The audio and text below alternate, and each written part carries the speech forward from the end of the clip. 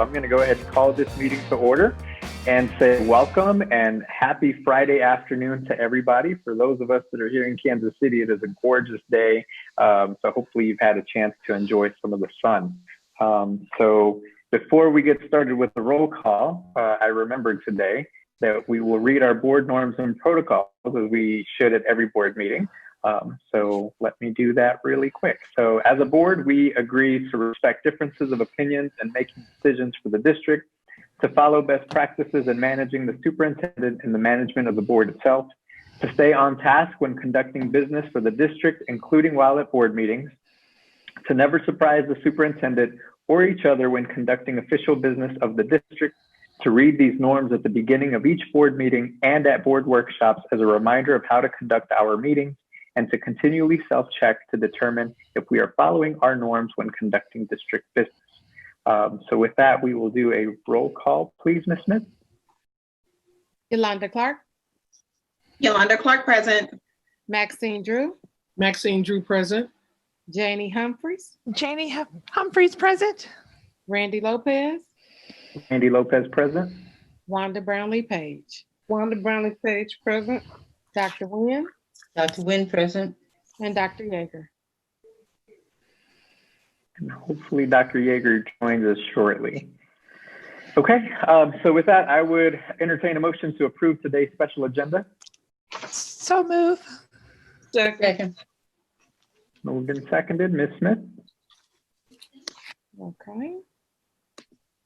Just a second. Yolanda Clark. Yolanda Clark, yes. Maxine Drew. Maxine Drew, yes. Janie Humphreys. Janie Humphreys, yes. Randy Lopez. Randy Lopez, yes. Wanda Brownlee Page. Wanda Brownlee Page, yes. And Dr. Nguyen. Dr. Nguyen, yes. Thank you.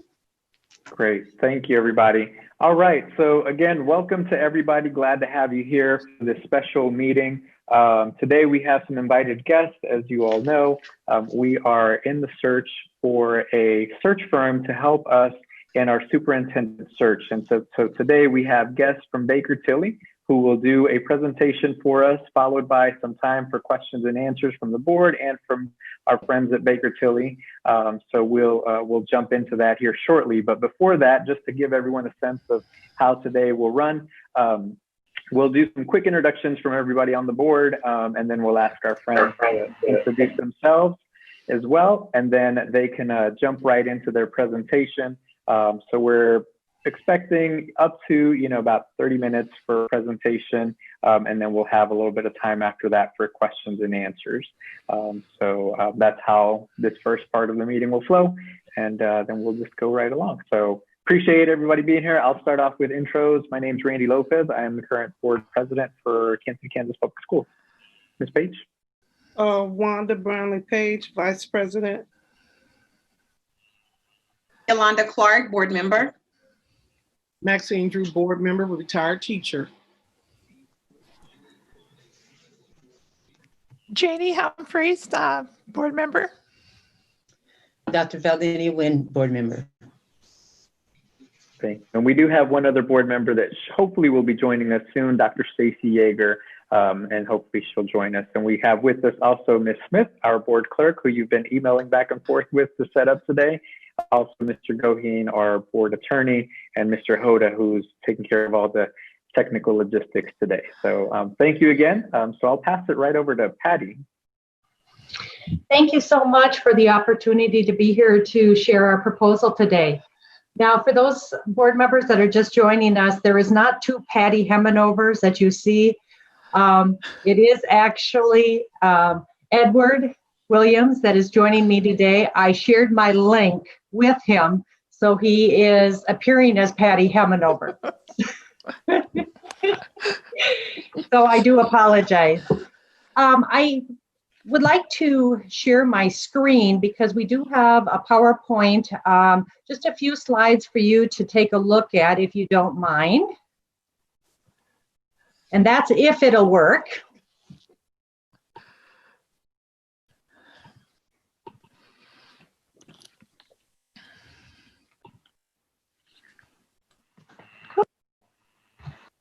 Super. Well, yeah. again, my name is Patty Hemanover. A little bit about myself. I have been a school administrator for over 20 years. I was a finance director. I was an HR director. I was an assistant superintendent and superintendent at a large metropolitan school district and a small district. After leaving education, I was hired by Springstead, now Baker Tilly. I have been working there for over 10 years. I've been working with schools, cities, and counties in higher ed, and really focusing my time on education and really focusing on the professional development training for new superintendents, and also providing educational and organizational management studies for schools throughout the United States for schools, and of course, superintendent searches. What I'd like to do is turn it over to Edward, and he can introduce himself and go through a couple of the first few slides. Edward?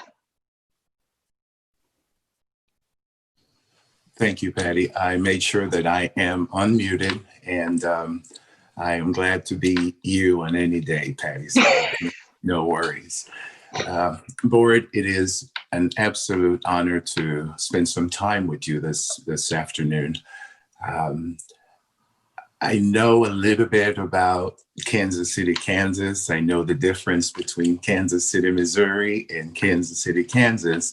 And I'm excited to share with you what we consider to be a unique perspective on executive searches. To put it all in context, I think it's critical to understand, and I hope you will agree with me on this, that the industrial era is over. The whole idea of the industrial era was the creation of corporations, whereby there was one head to that corpus or body and arms or branches, and the head was the only one that could think or give an idea that mattered, and the body pretty much followed whatever the head said. Those days are over. And instead of simply engaging during the industrial era, engaging the back, don't think, just do as I say. I think we are now in an era where more than ever, it is absolutely essential that you as a board provide a vision and then identify that person that's not only a manager, you're also looking for a leader. And I think one of the other things that's important to understand about our process is we make a clear distinction between leadership, which means someone that inspires, someone that listens, someone that communicates, and a manager who simply gets things done. And so the simple context is you lead people and manage things or projects. Baker Tilly has been around even before Springstead. We started as Waters Consulting out of Texas, and arguably the forefather of public sector executive recruitment, at least one of the top 2 or 3 for the past 30 years. Our approach is unique because while it is very simple to post a position and gather resumes or applications, it is absolutely essential to identify not only the traits, attributes, characteristics that are a best fit for your organization. It's also important to understand what else that person brings along. We've done over 1,500 searches from superintendents to police chiefs to city managers to county administrators to city attorneys, and the list goes on and on. And we use pretty much the same approach. First, we listen. It is absolutely important to understand not only what education and experience you look for or would like as a board, but also what interpersonal skills, what traits. It is easy to get a resume and application put together that looks very well. And as my dad reminds me, you can have more degrees than a thermometer and still not be the smartest person in the room. Of course, he doesn't use those words, but you get my gist. The idea is what we try to do is we try to first listen to what's important to you, create a profile, and do a number of different things. We take this approach of creating a marketing, recruiting, and outreach campaign and go out to where those individuals more than likely will be and engage them and invite them, because we believe that the interview process, the selection process, is a two-way. I'm interviewing you to see if you would hire me, but I'm also interviewing you to see, you're interviewing me to see if you would like me, or if I would fit with what you're looking for. So in essence, that's the foundation to what we do. Can you move to the next slide, Patty?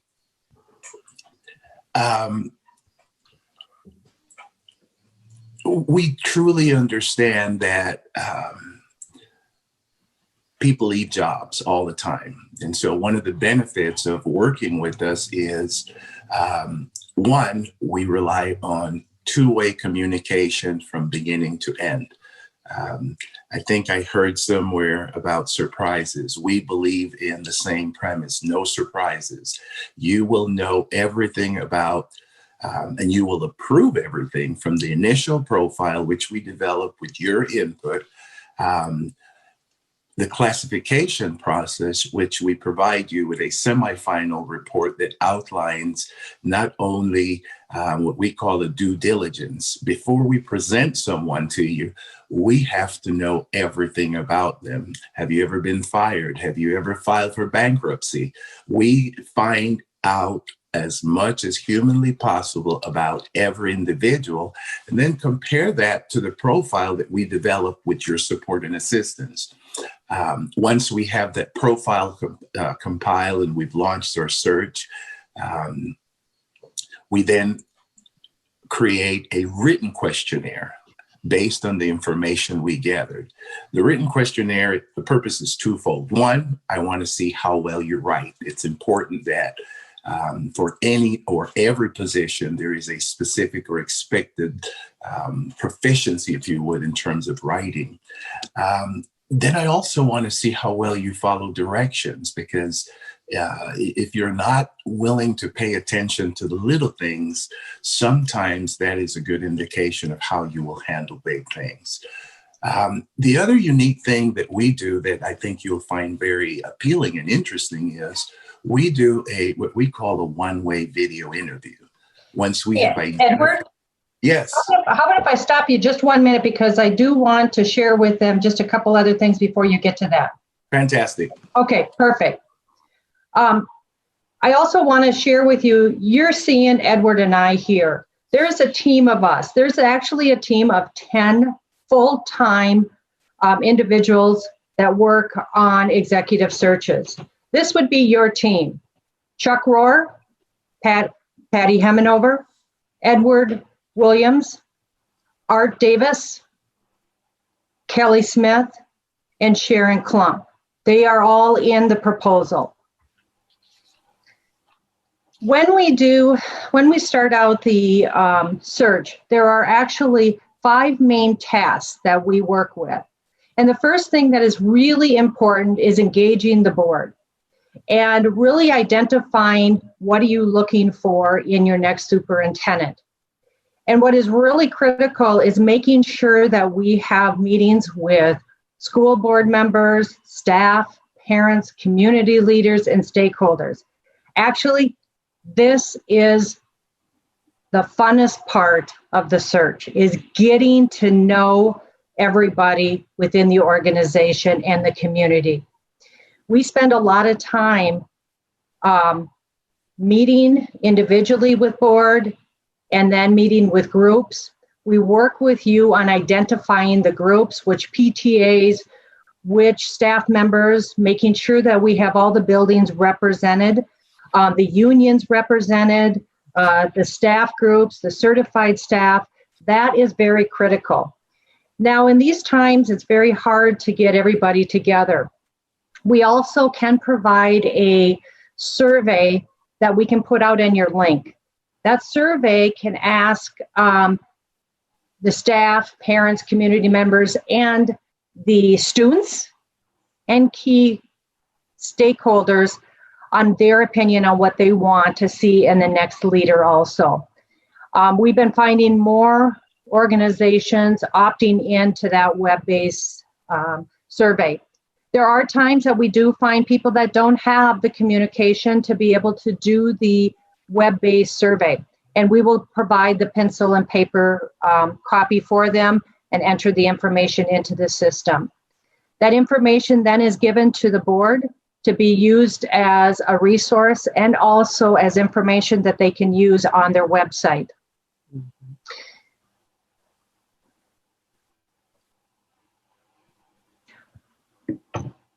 Throughout the process, we ask for a point person, just so we can keep the communication going. And the other thing that we do is we provide a project status report. We really like the status report, and our customers, really, our organizations really like it too.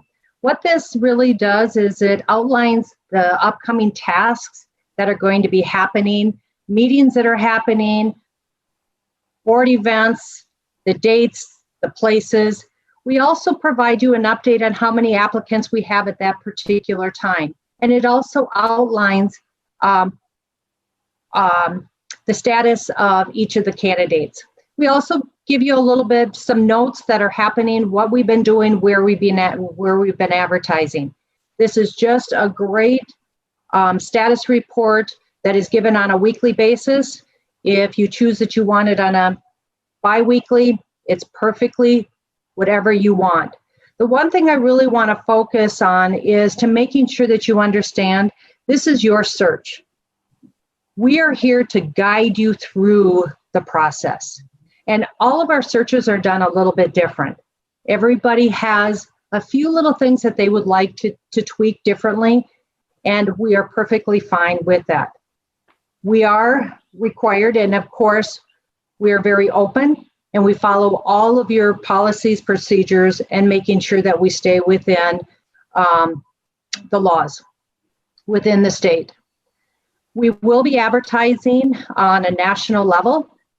We'll be advertising at like ASA, the National School Boards Association. We also have a database of over 6,000 school administrators. And we have been very successful over the years of really going out and doing a great outreach to really connect to what kind of candidate you're looking for and outreaching to those individuals. And then we also will call individuals. We spend a lot of time on the outreach piece of it.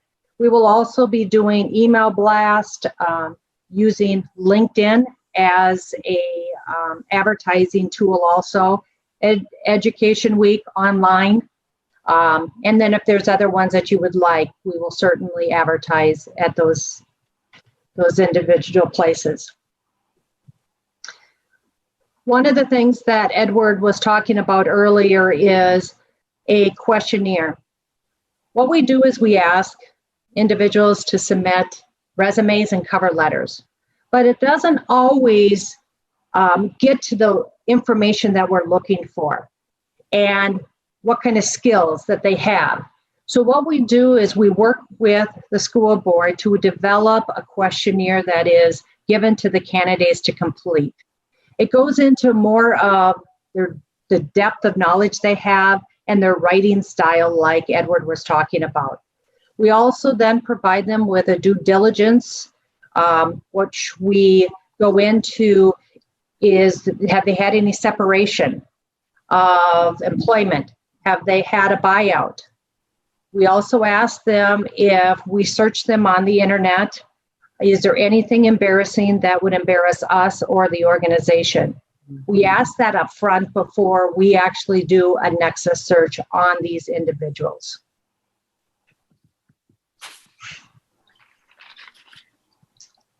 Edward, do you want to talk a little bit about the recorded exercise we do?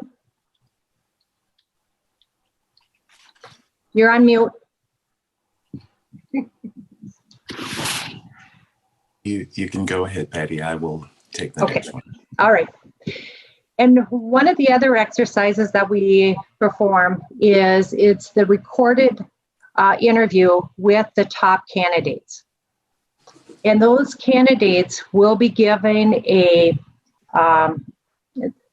3 questions, up to 4 questions. They will be asked to sit at their computer, and they don't know the questions ahead of time. They will be given up to a couple minutes to answer the question. Once they have completed it, it rolls over to the next question. They can't stop or redo any of their questions. What we like about this is the information that we provide to the board. We also provide a link. So when they are looking at selecting the candidates that they would like to interview, you will have in front of you their resume, their cover letter, their questionnaire, their due diligence, and then also the link to the interviews for the top candidates. To also give you a little perspective, say we were to get 40 to 50 applicants. What we'll do is we will narrow those candidates down to possibly about 15 candidates that you will be reviewing. You will also have a copy of the master list with everybody that has applied. Once you have determined which candidates will be going forward for interviews, we then can do a management and leadership assessment. And I'll turn it over to Edward to talk a little bit about what is that. I think most of you in this group have been involved or engaged or participated in some level of assessment, be it Myers-Briggs or any type of similar behavior evaluation. I think the caveat here is this is a very good tool, but we'll talk in the future shortly about how it's best used. But the idea is we use the information that's in front of you. It's Target Training International, we call it TTI for short.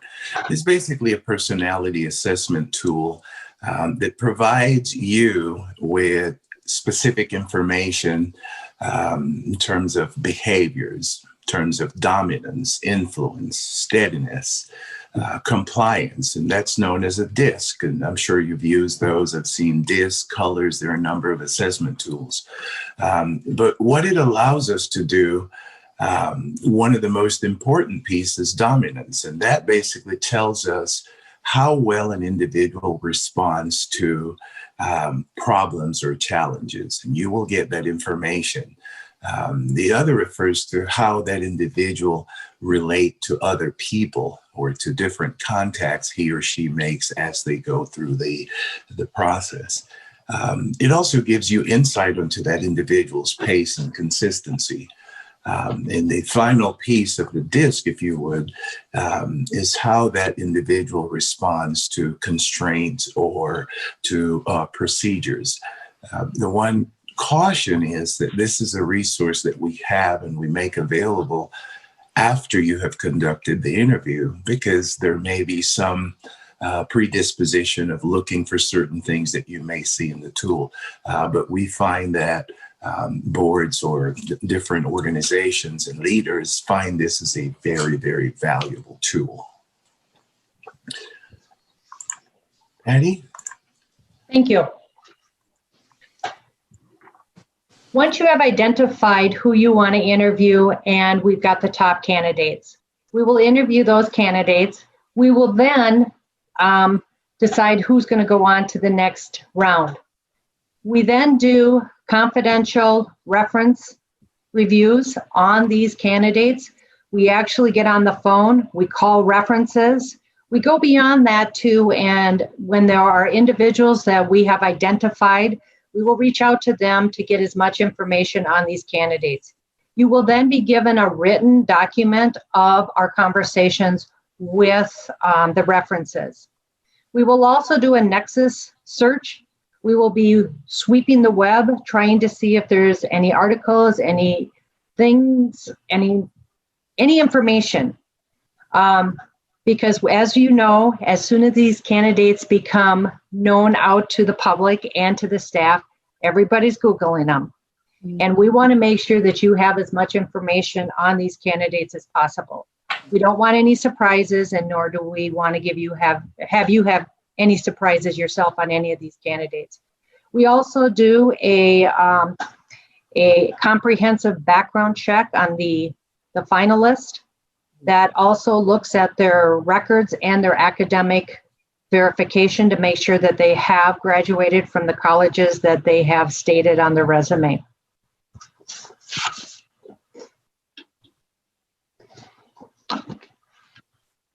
We will also be providing to you, as I said, books.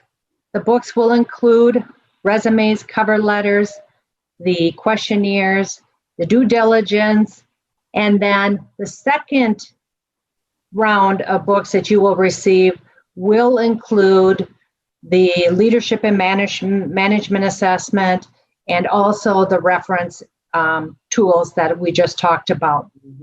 The other thing too is with the pandemic, our company has always been big into technology. So when the pandemic hit, we didn't take a break at all with any of our organizations because of the technology that we had in place in the Zoom and all the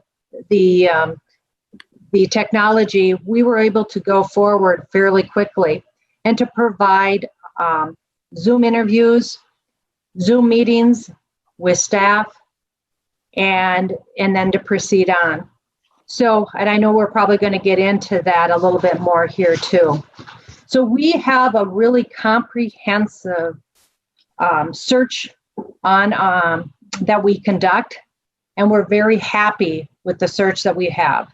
So at this point, I think that we're going to wrap it up because I know that you have a lot of questions for us. So I'm going to stop sharing my screen at this point and open it up to questions.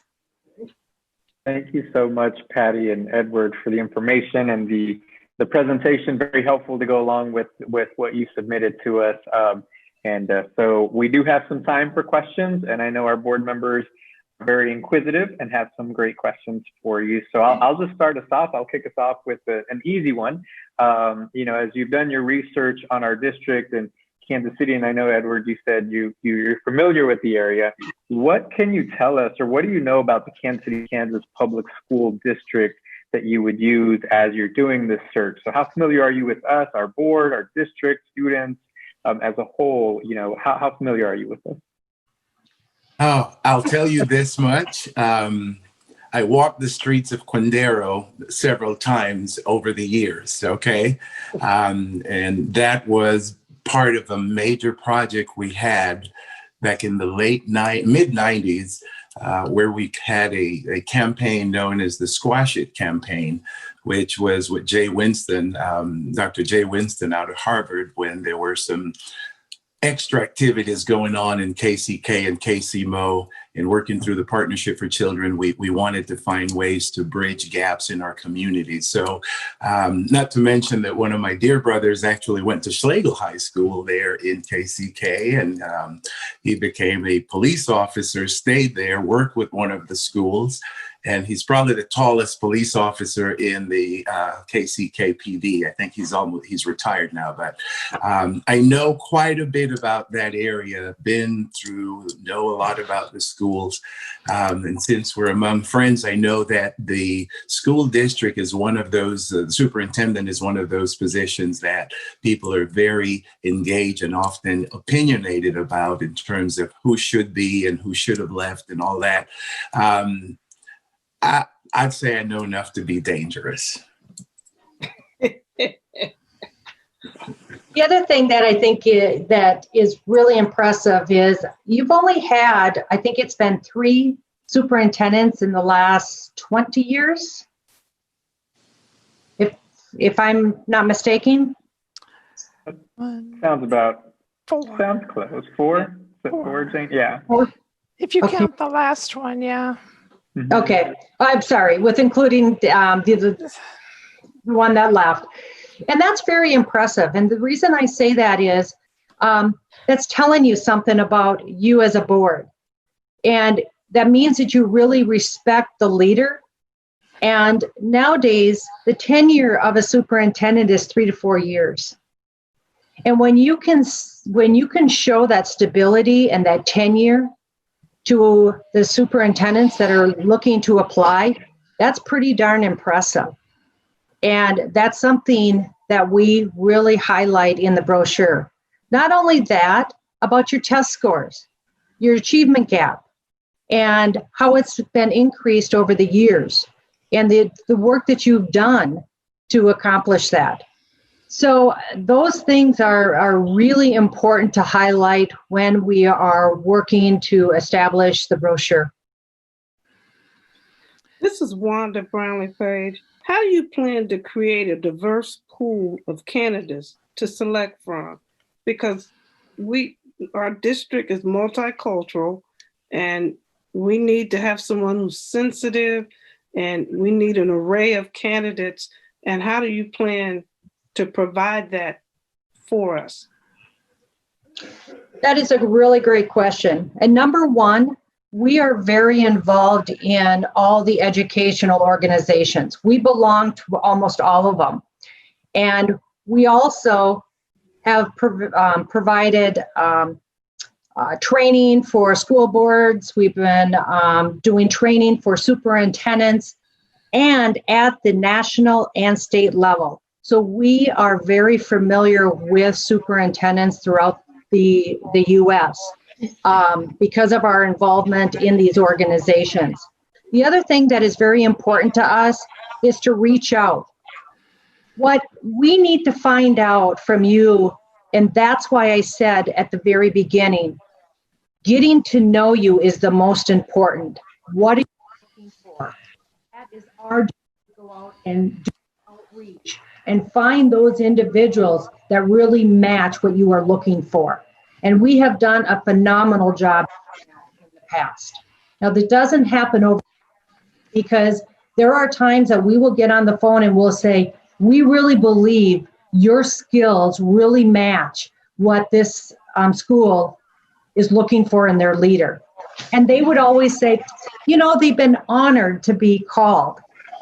We would probably have to call them 3 to 4 different times to let them know that, no, we are serious. We really think that you should be looking at this position, and here are the reasons why. And then at that point, it really intrigues them about a position.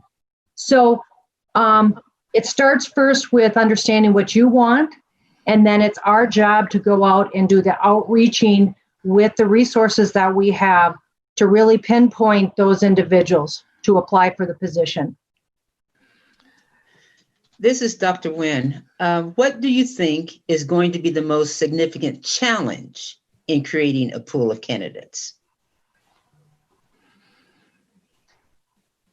I'm going to say getting the pool of candidates. And the reason I say that is these positions are becoming very stressful, and you're finding more and more superintendents dropping out at a very young age. And we are finding administrators, they're not going in to those leadership positions as many as you've seen in the past. So finding highly qualified candidates is going to be a challenge. Now, saying that, you guys have an outstanding reputation. So you are going to be able to attract really high quality candidates for your district. This is Janie Humphreys. I have kind of 2 questions for you. How much of your job, well, you said you recruit executives for many different businesses. How much of it is in the education side? And how many placements have you done for superintendents in Kansas? How well do you know the Kansas educational system? We have worked in Kansas. We've done a lot of searches in cities, counties, and higher ed. And we have not done necessarily a superintendent search in the Kansas City for quite a few years. In the state of Kansas, though. Correct. In the state of Kansas. Okay, so you haven't really placed any K through 12 superintendents in Kansas. Correct. Right. And nationally, what percent of your business is in K through 12 education superintendents? That is a really good question. When 30 years ago, when we started Baker Tilly and Springs Dead and Waters created the executive search, they really concentrated on cities and counties and higher ed. It has only been in the last 10 years that we added the public schools to the mix, because we were getting so many requests from educators for us to get into that area. And we've been really successful over the years. So we usually do about 3 searches in education a year. And to back up, the reason we only do about 3 searches a year is we're also in collaboration with another educational organization. We provide a year-long professional development training for all new superintendents. So that takes a lot of our time. And then we also focus on doing a lot of training for school boards and for administrators through the School Boards Association, the National, and AASA. Okay, thank you. Eddie, can I jump in and just address one thing? I wanted to add something to your response to Dr. Nguyen. I think one of the challenges you find today, not only in education, but higher ed, special districts, you name it, is the issue of leadership. And I think one of the biggest challenge is to find a way to encapsulate your vision for your next leader. And I think it is so critical to understand or to encapsulate what you see as it's often referred to nowadays as visionary leadership. Who can provide, who can take your district to a higher level or to the level that you envision. And this visionary leader should also be a very competent manager. So I think it was important to mention those things because if you do 1,000 searches a year, or you do one, the most important thing is, did you get it right that one time?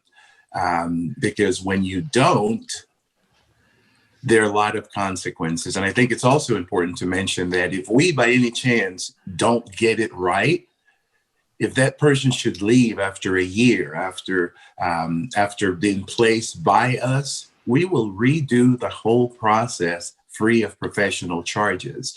And so we guarantee what we do. And I think it's important to mention that. Sorry for dragging on the answer, but I felt it was important to add that piece to Dr. Nguyen's questions. Thank you. Well, with that in mind, what other searches are you currently conducting?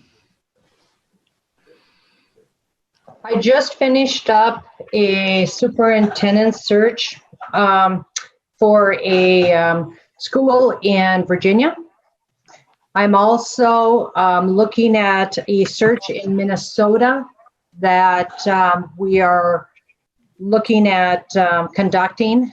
That will be happening probably in about 3 months. I just finished up with the Baker University in Kansas as the director of nursing.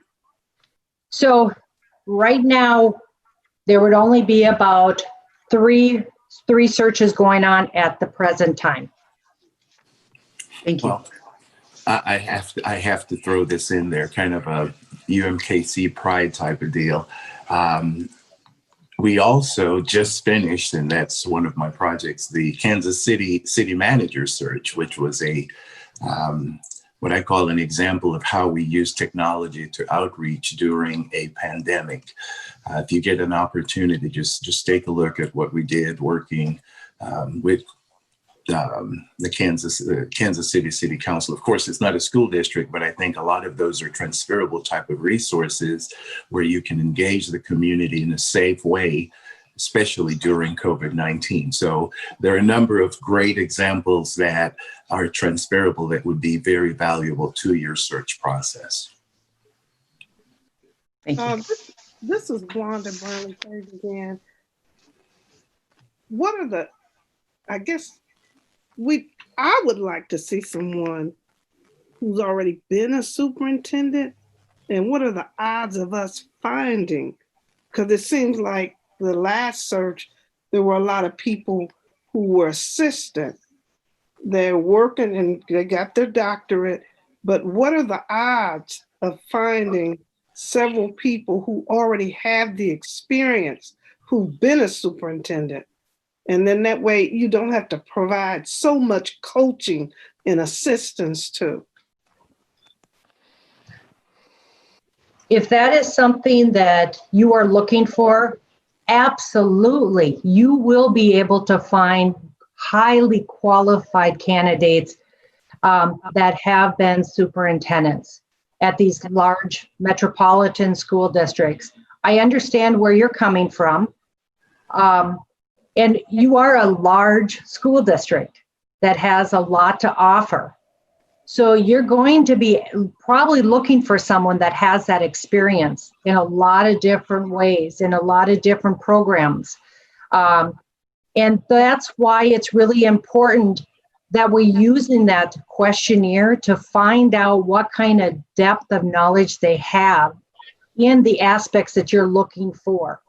And if you're very specific and you're telling us, yes, we really want someone with the experience, are you going to be getting people that are assistant superintendents? Yes, you will. Are they going to be high quality? Yes. But if you're very interested in finding those individuals with the extensive experience, we'll find them for you. And that's why you're hiring a firm. That's our job, is to go out and look for exactly what you're looking for.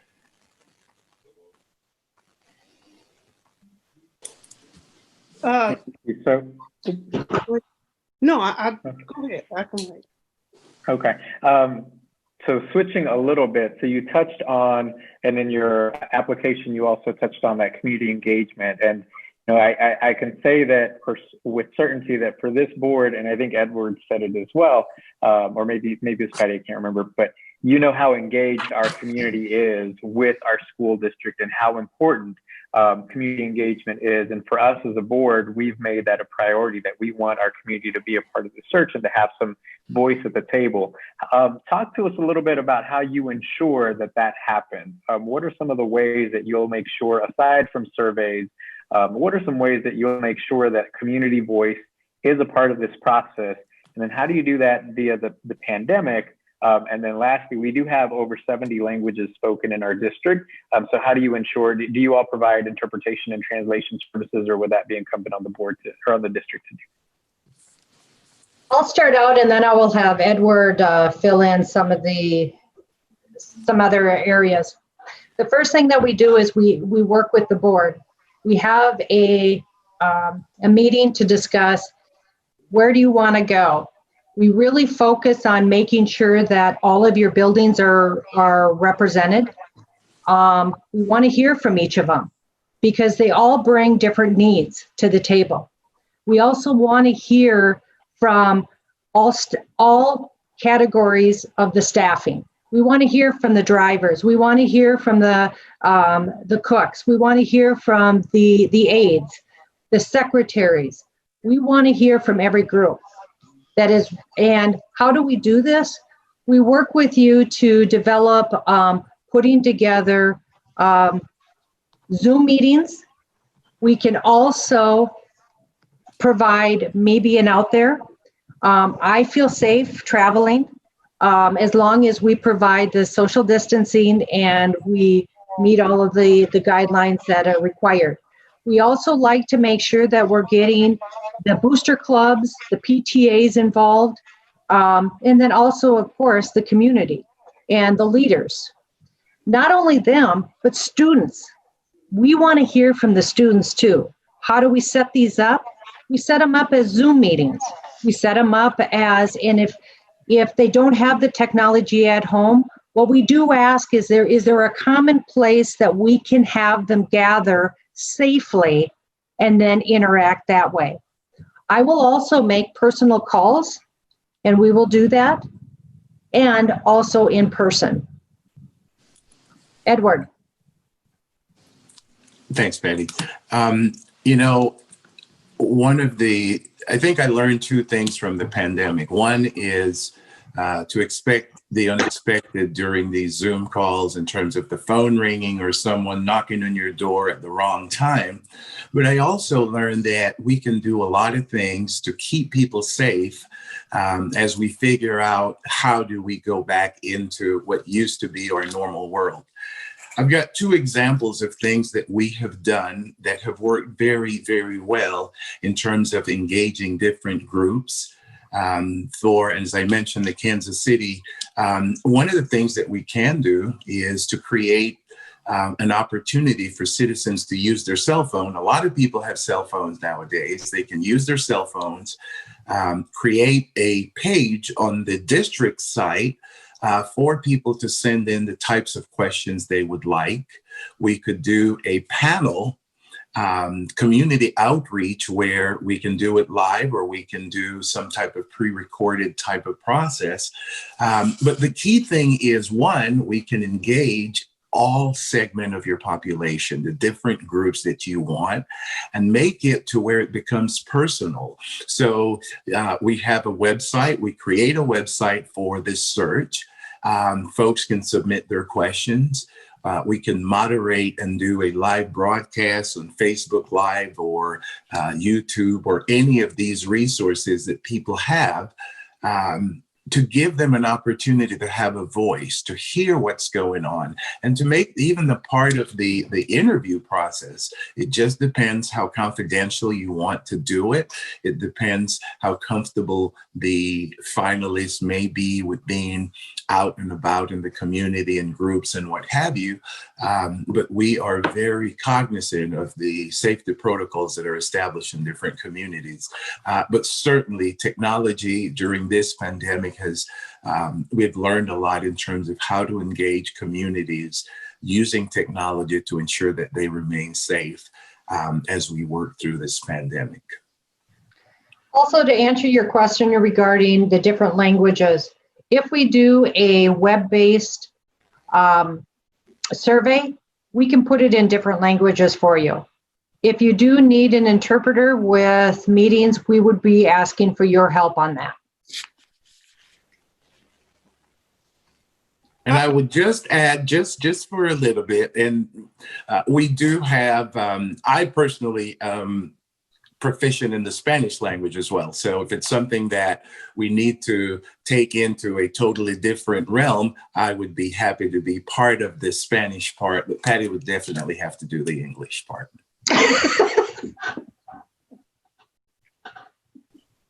This is Wanda Brownlee Page, and I noticed on your cost sheet, your web-based survey is an additional fee.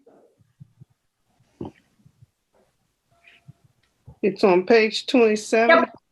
Yeah, and we can certainly, if that is something that you want, we can certainly include that in the cost of the proposal. Where it's going to get a little tricky is if you wanted it in a bunch of different languages. And that's what that would be, is if you need it in a lot of different languages, that's what takes the time. So the $1,650 covers if you want multi-languages. But other than that, the set cost covers maybe 2 or 3 languages. Correct. Okay. Thank you for asking the question. Okay.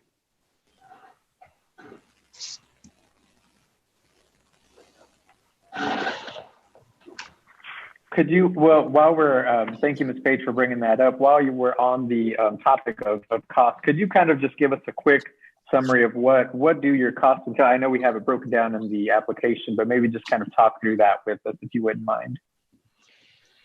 Thank you. That is an all-inclusive. Those are our costs that would be associated with the search. We are there from the very beginning to the very end. So what that means is we start out, we are there doing board meetings, working with you to develop the comprehensive plan, the timeline that works best for you. This is us setting up the Zoom meetings, if that's what it is, setting up a survey to be able to put on your website. If it does need to be done in multiple different languages, we will, that's where that additional cost would come in. This is our time, this is our project manager's time to be able to collect, get the information to from the candidates, for us to communicate back to you, to provide the documentation, if it is electronically or if it's in books to the board, we will be providing that. The only cost that is not included in this is if you choose to bring candidates in from out of state, their travel expenses is not included in this expense. Okay, thank you. Does the cost that you provided, does that include, like, if we wanted to do community focus groups, or is that just the survey piece of it? Would that be additional if we wanted to do like focus groups, community groups, that type of thing? No, that is included in here. So that would be included in, and we figure it was probably, if we were to do it on site, it was probably going to be a whole week that we would be out there working with you on doing the interviews, working on these focus groups. Now it might be a combination of both. It might be a combination of on-site, smaller groups, and then doing technology and the web-based survey. So yes, it is included in the cost. Patty, this is Dr. Nguyen again.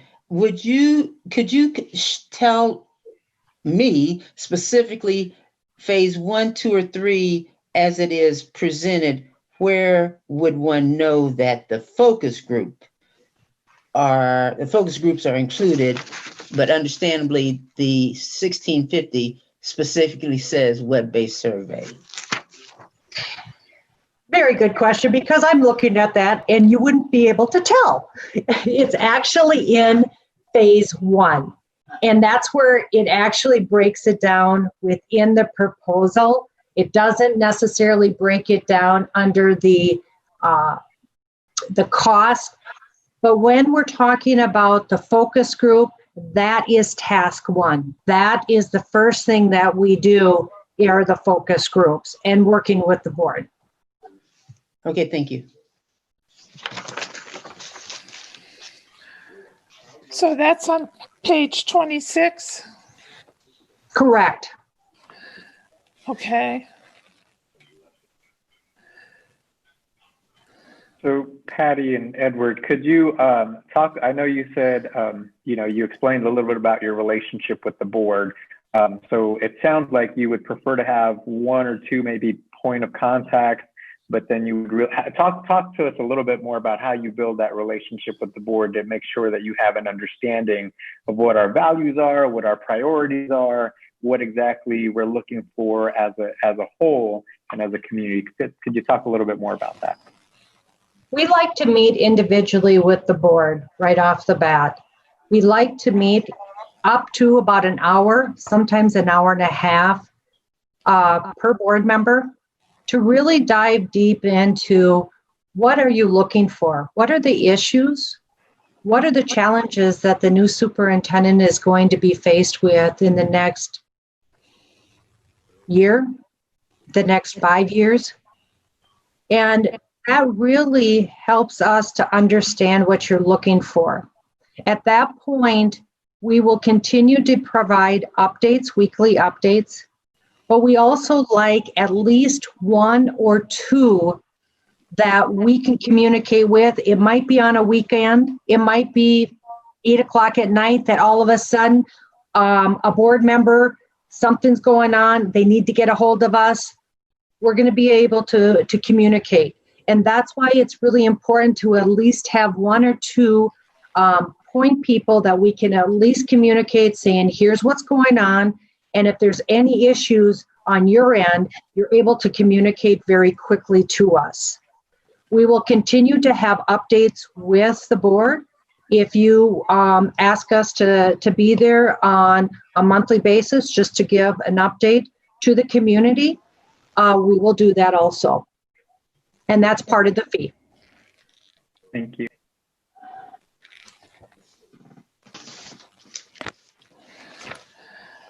Okay, I have an additional question. On page 26, it says the all-inclusive fee is $28,500. But then back on the page where it talks about the survey cost being $16,500, $1,650. In the first paragraph, it says the all-inclusive professional fee to complete the project is $23,500. That's, let's see, 26, 27, 28, 29, 30, 31. That would be like page 32.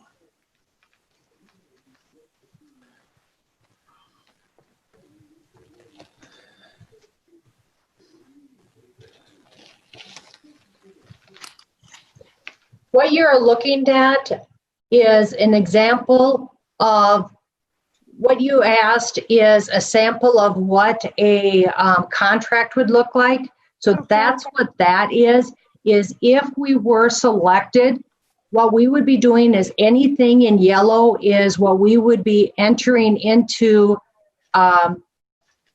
the agreement and sending it over for approval. So that is only an estimate, not an estimate, that is only a sample contract. So in our contract, the $28,500 would be where the $23,500 is, correct?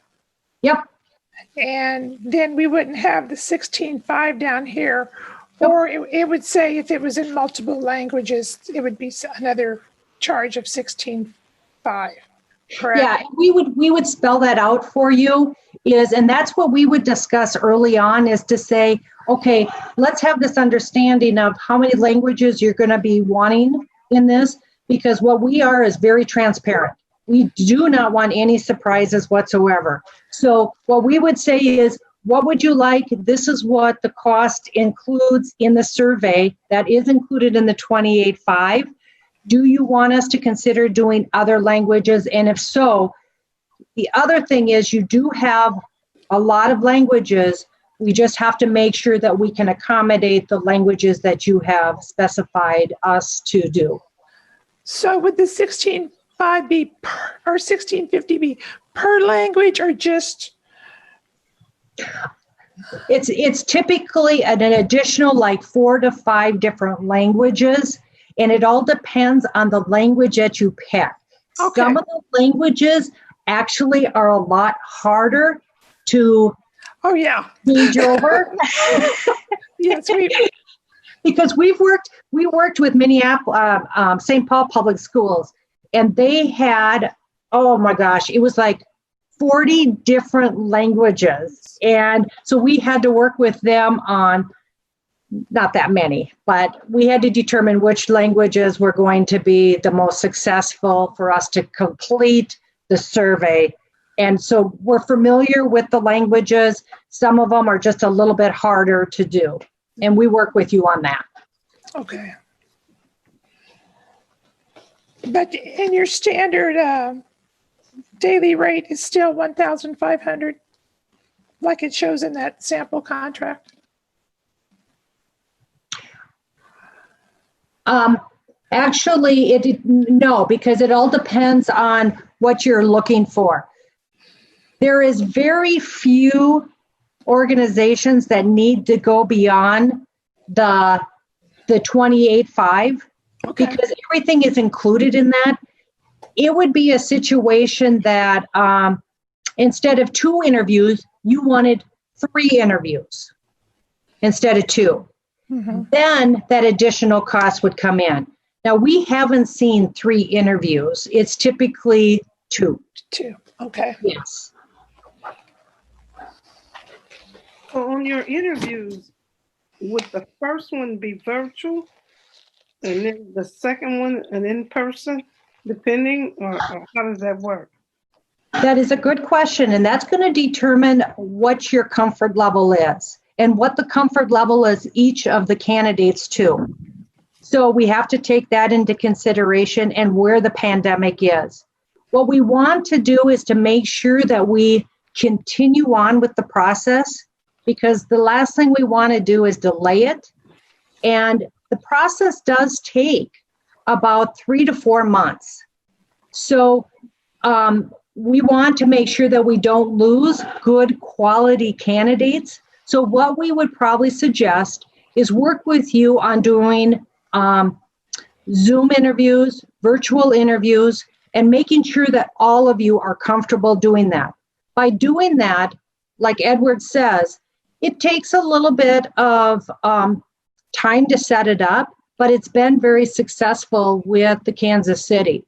And they also involved not only their council, but they also included staff and outside party. And we would definitely accommodate that. Okay. Are we starting early enough that by January, people should kind of know if they're staying or if they're leaving? Because in Correct. districts, You guys are actually going out at a really good time. You want to get out there ahead of time. Yes, we do have a break we've got holidays in November and December. But the thing that is good is we can get out there and start advertising as quickly as possible. We can do as much outreach as we can possibly do in those 2 months. And my understanding is you're looking to have someone on board by July 1st, and of course, earlier than that. You're right on time. If you decide to offer a contract to a firm within the next week or 2, you're going to be good. thank you. So Patty and Edward, we've got a little bit more time if any other board members have additional questions, but I do want to make sure if you have questions for us and that we also lay out what that timeline is. You probably saw in the RFP, we are hoping to make our decision on the firm that we will proceed with by next Friday. So November 6th is when we're looking at making that decision, just so you have an idea of the timeline. I do have one other quick question, but then again, I want to make sure if you have questions for us that you can ask as well, or if other board members do before we have to jump off. So you mentioned at the beginning of your presentation, I think there were six of your colleagues that would be, or you and 5 of your colleagues that would be heading this search. One of which is located in Kansas City, I thought I saw. So I'm curious, would he be kind of taking the lead on that, and also, do you think that, I guess, what role do the 6 play in this search? How is that broken out? Is that too many? Is that not enough? Is that pretty typical for what you all usually do? Thank you. I did not do a good enough job explaining our team. Our team, the one that would be focusing on this would be the 6 of us. I would be your point person. Edward would also be helping in the process. It's Art Davis that actually lives in the Kansas area. Very familiar with the area. He's done searches with us. What we do is we meet every Monday and every Thursday to go over every search that we have. If something were to happen to me and to Edward, any of those can pick the search up and it will not stop. They know exactly where we are, what kind of qualifications and candidates that you're looking for. If the pandemic gets any worse and you actually need someone there in person and I or Edward can't get there, Art is right there, and he's going to be able to help and step in as needed.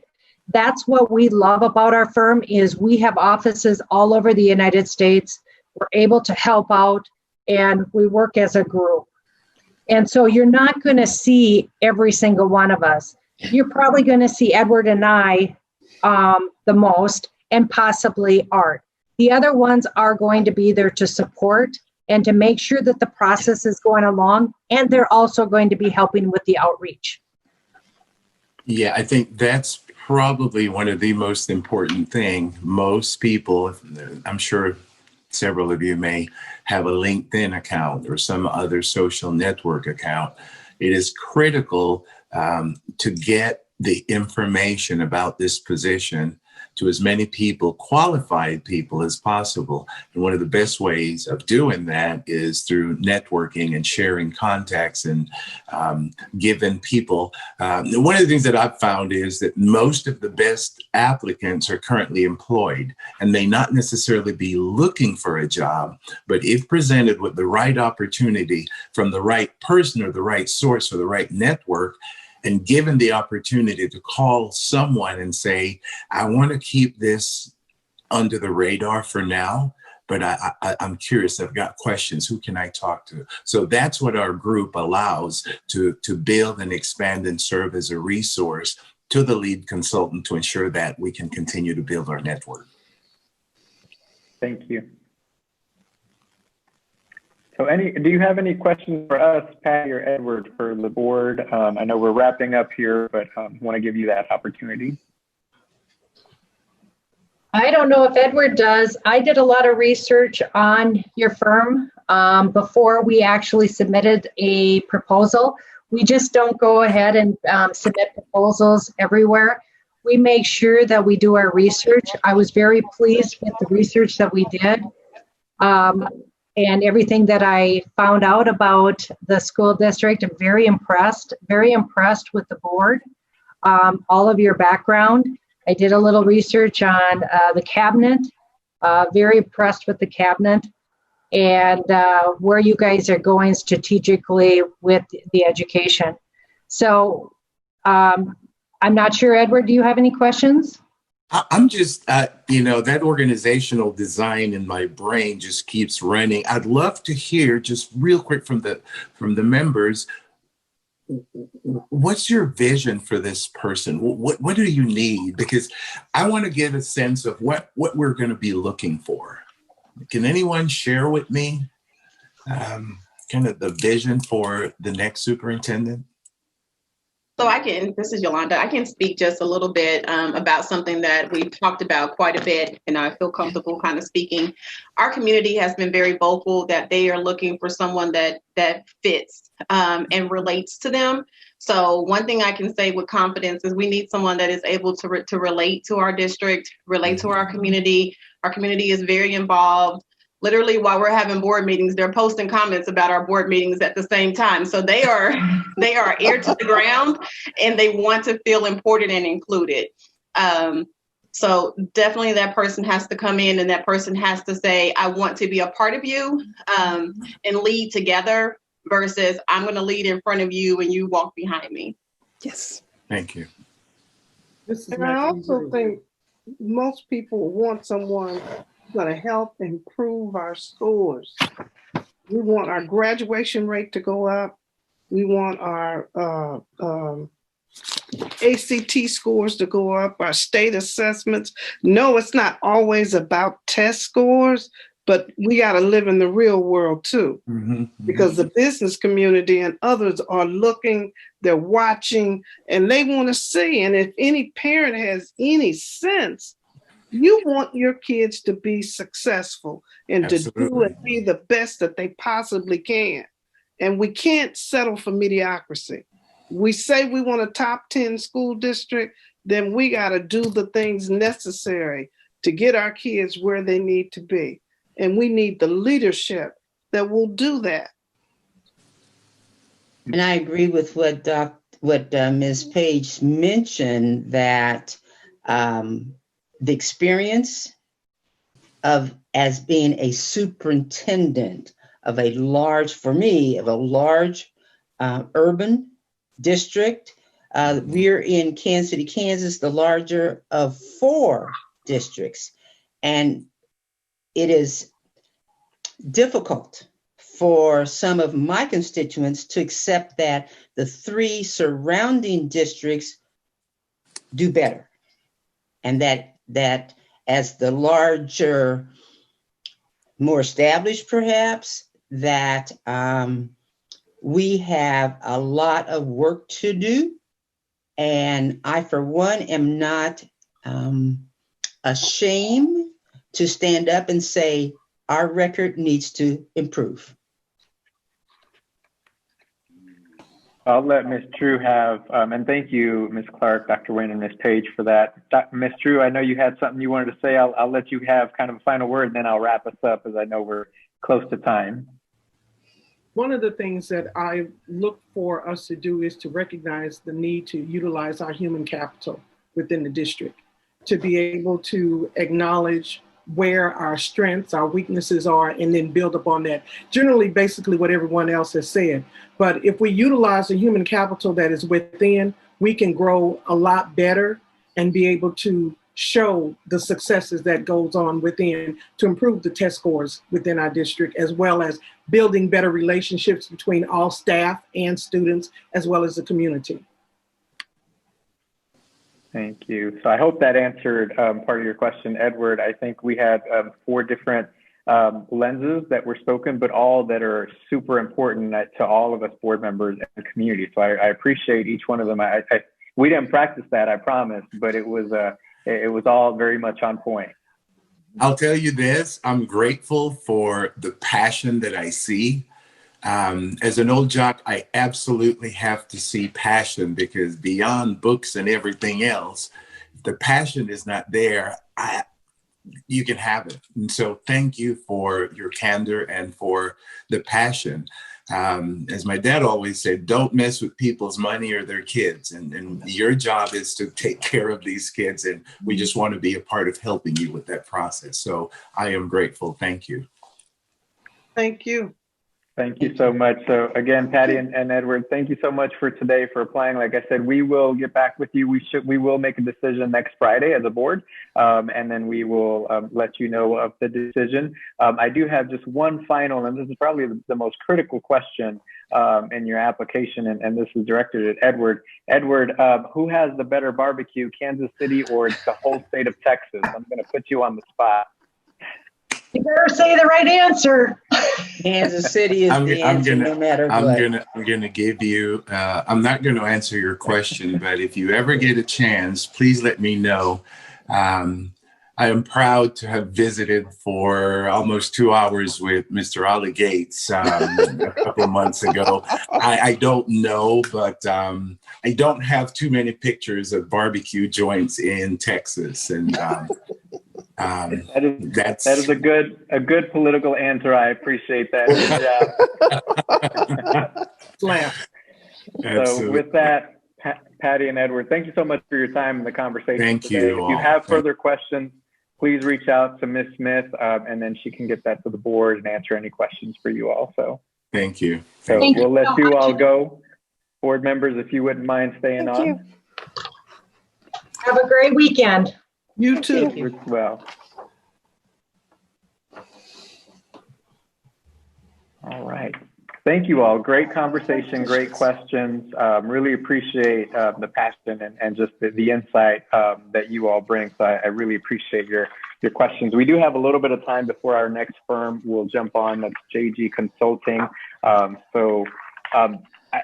thought that it might be maybe a good idea. We didn't do this yesterday with KASB, but maybe if there are some questions that you want to know more about, whether it's KASB or Baker Tilly, that we could, Ms. Page and I could reach back out and find out more information from either of them or the three groups after we meet with JG. But if there's anything more that maybe wasn't covered that you would like more insight on, let us know. But I thought it was a good conversation with both firms thus far. Very good. They had good answers. You're very thorough in everything in their presentation. Yes. Something for us to consider. Agreed. Okay. Agreed. Actually, they answered, like the firm yesterday answered a lot of our questions proactively in their presentation. So they are doing Yeah. good. Great. Perfect. So I know you have your scoring rubrics to help kind of guide our conversation. You've got the questions. So please just make sure you're taking your notes, compiling your thoughts, because we do have a week before we get back together to make some decisions and have further discussion. We probably don't want to discuss too much without having heard from the third firm.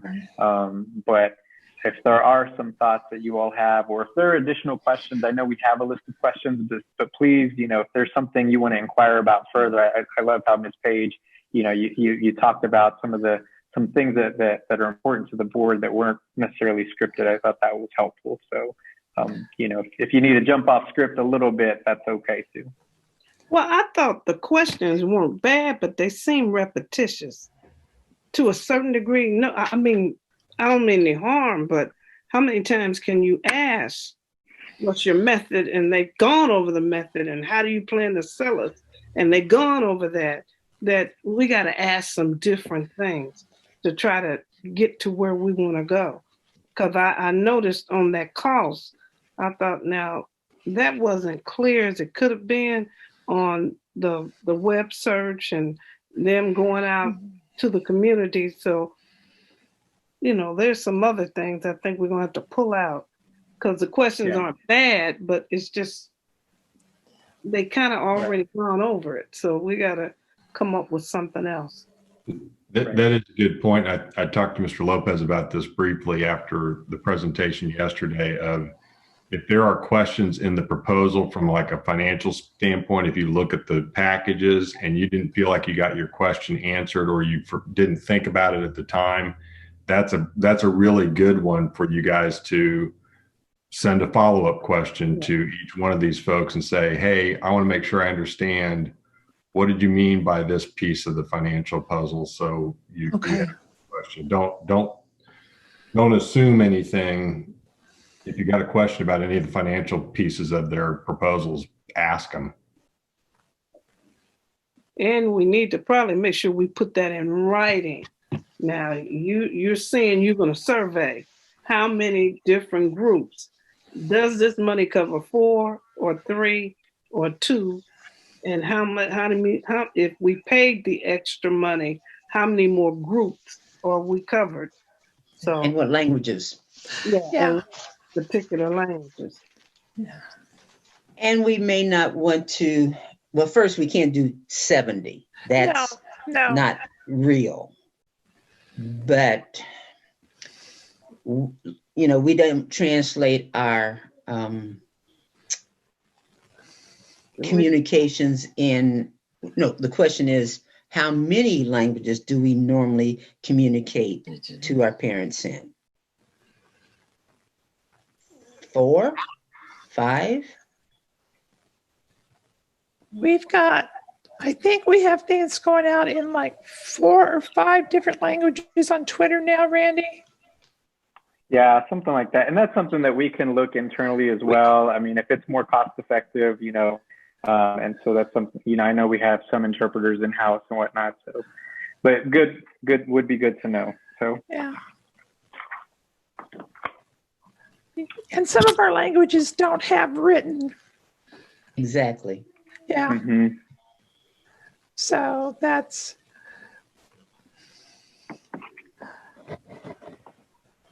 Well, we have a few minutes before our next consulting firm. That's JG Consulting. And so hopefully you've had a chance to review all that. I love the flow of the questions, so let's keep that conversation. Yeah, any other thoughts or questions? Can we take a little mini break? Yes, how many minutes do we have? We sure can. They're scheduled to. It looks like we've got everybody back on. Oh, Mr. Goheen is missing still, I think. But we can probably go ahead and get started. I think we were in the middle of introductions anyway. So hey, apologies everybody. Like Mr. Guerra said, it is a late and Friday afternoon at the end of the week, and so technology, right? 2020. So I think Ms. Drew was finishing up her introduction. I don't know if you all got to hear Ms. Drew's introduction. So Ms. Drew, do you want to go ahead and just say who you are again, and just in case they got cut off? Maxine Drew, board member, was a teacher for 35 years within the district, and is very happy to be a part of the board. And I'm Janie Humphreys, and I've been a volunteer with the school district since the 1980s. And I'm very happy to be on the board with all these wonderful people. Good evening, Dr. Valdinia Wynn, board member. Good evening, Dr. Stacy Yeager, board member, been involved in the community all my life. Good to see you guys. Likewise. Thank you, board. And then we also have with us Ms. Smith, who you've been communicating back and forth with. She is our board clerk. And we also have on the line Mr. Hoda, who is our tech guru. This was not his fault. I will just say this was not his fault. So, and then at some point, Mr. Goheen, our board attorney, will also be joining us, just as he does at every board meeting. So again, thank you for joining us on this Friday afternoon, to you and all of your colleagues. And we're excited to have part of this conversation. Again, just a reminder, we'll have about 30 minutes to give you to do a presentation, whatever format you like. You should have screen sharing abilities if you need it. And then we'll leave some time for Q&A. So I believe, Mr. Guerra, do you want to kick us off? Absolutely. Thank you, Board President Lopez. My name is James Guerra. I go by James, so feel free to call me James, JG, whatever you prefer. I'm the President, CEO of the executive search firm. We are a full service consultancy, and I'll explain a little bit more about our work and the different levels of core competencies that we offer and provide our school system partners across the country. I'm calling from Austin, Texas this evening, where we're located, but we have strategic representation and faculty members strategically located around the country. Our faculty consists of retired superintendents, current sitting superintendents, administrators who have served in various roles and varying degrees of service to public school systems across the country. So again, I'm James, I'm the President and CEO, and will be your principal consultant. Joining me this evening, and I'll work from, at least in my view, from right to left. I have Mr. Alton Fraley, Mr. Raymond Allman, and Dr. Patricia Linares. So Alton, would you mind just introducing yourself quickly? Sure. Good evening, everyone. My name is Alton Fraley. I'm a retired superintendent, still trying to recover from that. I have 37 years in the business, 33 as an employee, and then the remaining 4 as kind of just working in K-12. 16 years as a superintendent, began as a classroom teacher and worked up to a campus principal and other central office positions. I was president of the Texas Association of School Administrators and president of the American Association of School Administrators. And I currently serve on the board of regents of a university in my hometown, Nacogdoches, Texas. Good to see you all. Thank you, Alton. And then Raymond, if you don't mind unmuting and just giving a quick intro. Yeah, this is Raymond Allman. Glad to be here with y'all. I've come to the work as a teenage parent. Very proud of both of my sons in a school district that graduates less than 50% of the Black boys. My oldest son graduated college 3 years ago and is a chemist for Dow Chemical. And then my youngest son graduates in May from NYU. And so, and that's how I come to the work. I mean, I can say a lot of things about, other things, but really that's why I'm here. Because I know Kansas City, Kansas, and the county deals with a specific set of issues. And when James called me, I'm like, sure, let's do it. And so glad to be here tonight. Thank you, Raymond. And last but not least, Dr. Linares. Yes, good evening. I'm Dr. Patricia Linares. Like many of you, I am a career educator. I was a teacher for many years, assistant principal, and worked my way up and to all of the central office levels. I retired the first time as the deputy superintendent for the Fort Worth Independent School District, and then was asked to go back as interim superintendent after a couple of years when they had a need. I ended up being interim superintendent for almost 2 years and retired the second time. And then I was requested to go to Crowley ISD in the role of superintendent as well. So I love seeing that we have many educators on the board because it shares your why. Why am I here? Why do I do the things that I do? And so that is part of what we do. The reason that we do it is because we care about children and we care about the future of our country. And so I am glad to be here. It's nice to meet everybody. And I will turn it back over to James, who will begin our presentation. Thank you, Dr. Lenatus. And again, to echo their sentiments, I want to say thank you for your service on the school board and to your community and to the students that your community serves. So it's truly an honor for us to be here with you this evening. Thank you for the opportunity. We look forward to sharing a little bit more about our firm, our core values, and our mission as we seek to serve you in this endeavor. So at this time, I will share our screen. I have a short prezi that I'd like to walk through with you just to highlight and underscore some of our key focal points. But at any point, if you have any questions, I'd offer to each of you to feel free to interrupt me and to ask questions, because we're really here. And I feel that the best value that we can provide this evening in our short time together is to answer your questions. So I want to be very forthcoming with that. Feel free to just raise your hand or type in the chat box, and we'll continue to monitor that as well. So if you'll indulge me, I will share our screen. And you should be able to see our mission statement. Is that visible to everybody? Mm-hmm. Yes. Okay, Yeah. Terrific. All right. All right, so I'm going to walk through this and I'm going to minimize. So again, I won't be able to see you just so I can control this, but our mission is simple. The 3 or 4 things I'd like to underscore here and to highlight is that in our mission statement, we seek to be an equitable minded search firm, meaning that every candidate, every community stakeholder, all of you as a board member will have equity in the process, meaning there will be no information withheld as far as what we're doing each and every day through its entirety. So that means providing you with access to the candidates, providing you with access to our on-demand interviews, which we're going to be showing to you in some point as an example.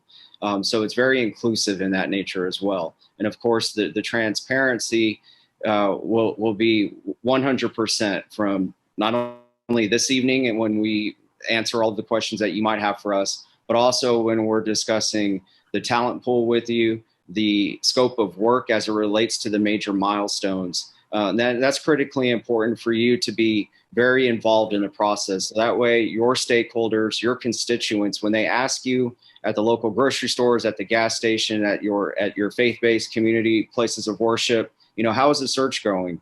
Are they working with you as a board? Are you getting access to the information to help you make an informed decision? And the answer to all of those questions are 100% yes. We're not a firm that will keep information from you. We want to be a collaborative entity with you.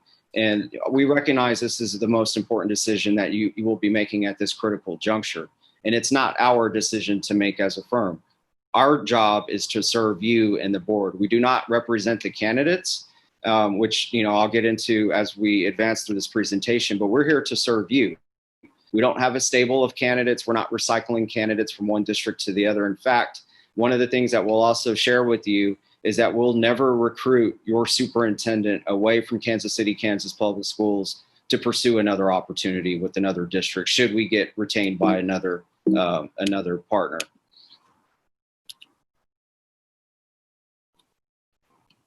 All right, let me advance. It's not letting me do it. Normally with Prezi, it does.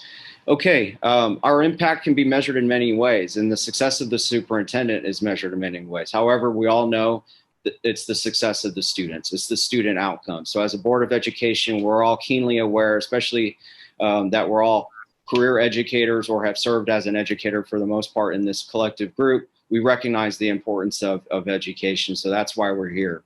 And so it's our honor to serve you and to represent you in this capacity. So that mission and that impact is at the forefront of our minds daily.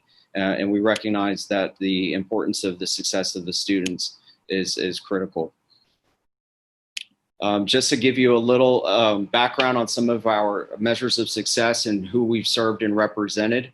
Not mentioned in here, I'm thankful that you've invited us to interview. You're probably aware that we recruited one of your top administrators away to serve in our current district partnership with St. John the Baptist Parish. That's Dr. Lynette Hookfin. So I want to thank you for coaching her and guiding her to reach the level of success that she has now achieved in serving in St. John the Baptist Parish School System in Louisiana.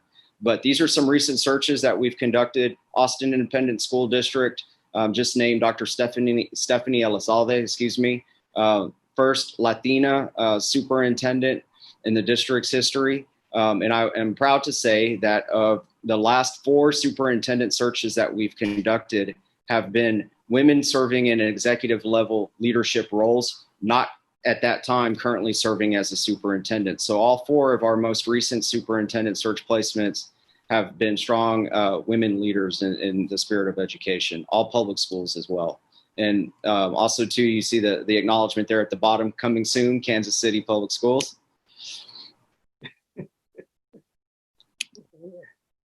Some of the differences that I like to highlight, and I've alluded to one, which is the on-demand interview, but most importantly, it's the experience of the team. So you've heard from Alton and from Pat, we have a wealth of knowledge on our team, and the brain trust is what I affectionately refer to the group as. I am not a career educator, but I recognize that having the brain trust in a faculty of such experienced superintendents and those who have been in the seat for many years is critically important as we're evaluating, screening, and vetting the candidates. And so I'm very thankful for the team for their continued support, because we are successful because of their success and their careers that they've successfully served in. The other thing that we incorporate into the vetting process, which you will have access to, and as a part of that transparency that I mentioned, is the interview portal. In the proposals that we provided, there's an acknowledgement and a distinguishment for this platform that we subscribe to, which is called Modern Hire. And I'm going to show you a quick vignette of what that looks like. But that's another differentiating factor, because you will have access as a board to the on-demand interviews. And the on-demand interviews are not to replace any of the in-person interviews or Zoom interviews that we will be having with the candidates. This is an opportunity for you as a board to get to know the candidates a little bit better before we bring them in on planes, trains, and automobiles for that first interview, or even the second and final interviews. So it gives you a chance to get to know them as professionals, their skill set, their experiences, their demeanor. Are they dressed professionally?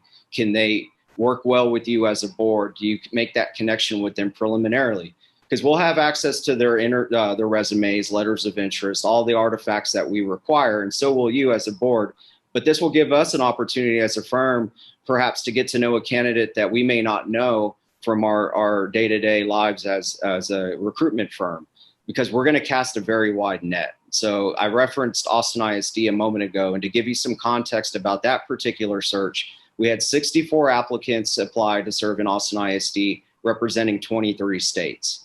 And now, mind you, we didn't know all 64 applicants on a professional or personal level in all from all 23 states. So we had to get to know them. We had to evaluate, screen them. And a big part of that is conducting these on-demand interviews. So if you indulge me for just a moment, I will toggle to the on-demand platform, and I'm going to show you, if it's okay, I'd like to show you Lynette's interview with St. John. So St. John is a parish in Louisiana, excuse me, and that parish in Louisiana, and all parishes, are an open meeting parish. So that means that the statute is an open meeting law state, which means all of the candidates are disclosed for public consumption at a certain point, which you're probably aware.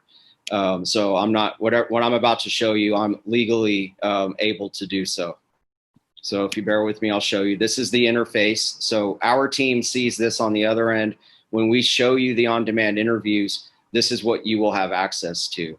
So for St. John, we had 37 candidates apply. These were the total candidates. And I'll show you Dr. Hookfin's just to give you a sample of what this looks like. We can see the interview here. And so when we meet and share the candidate details with you, part of the review of each of the candidates, whether it's 50 or 100, you will have access to all 100 or as few as 50 if that's the total pool. So if you can see where my cursor is on the left-hand side, each of the candidates is prompted with 4 questions to respond to. Now keep in mind, we're not interviewing them live.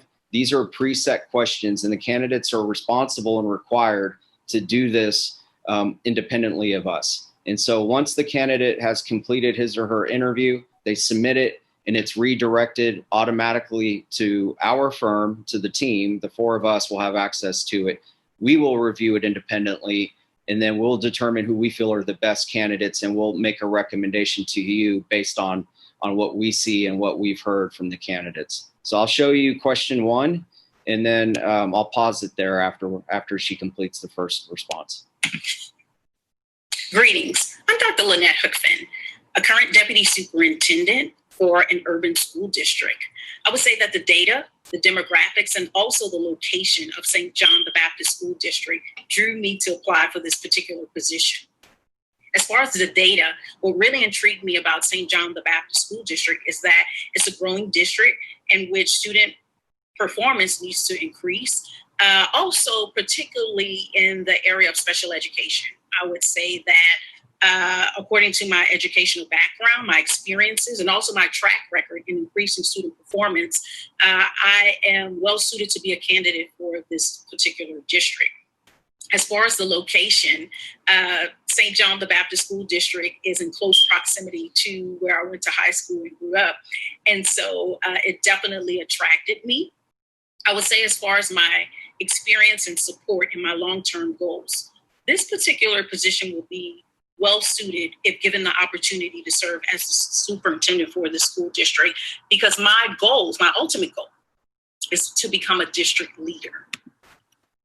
Okay, so hopefully that gives you a good understanding of how the platform works. It's very user-friendly, very intuitive for the candidates. A quick sidebar about Dr. Hookfin. Her and I met while she was completing her doctoral program at the University of Texas in Austin. I was invited to speak to her cohort about the superintendent search process. And so we stayed connected, and I know that she's moved across the country a number of times to serve in various roles. But when this opportunity presented itself, we were compelled to recruit her. So she's doing an amazing job thus far in a very short period of time. All right, I will return back to our Prezi. So that's just a quick vignette of how the on-demand interview process works.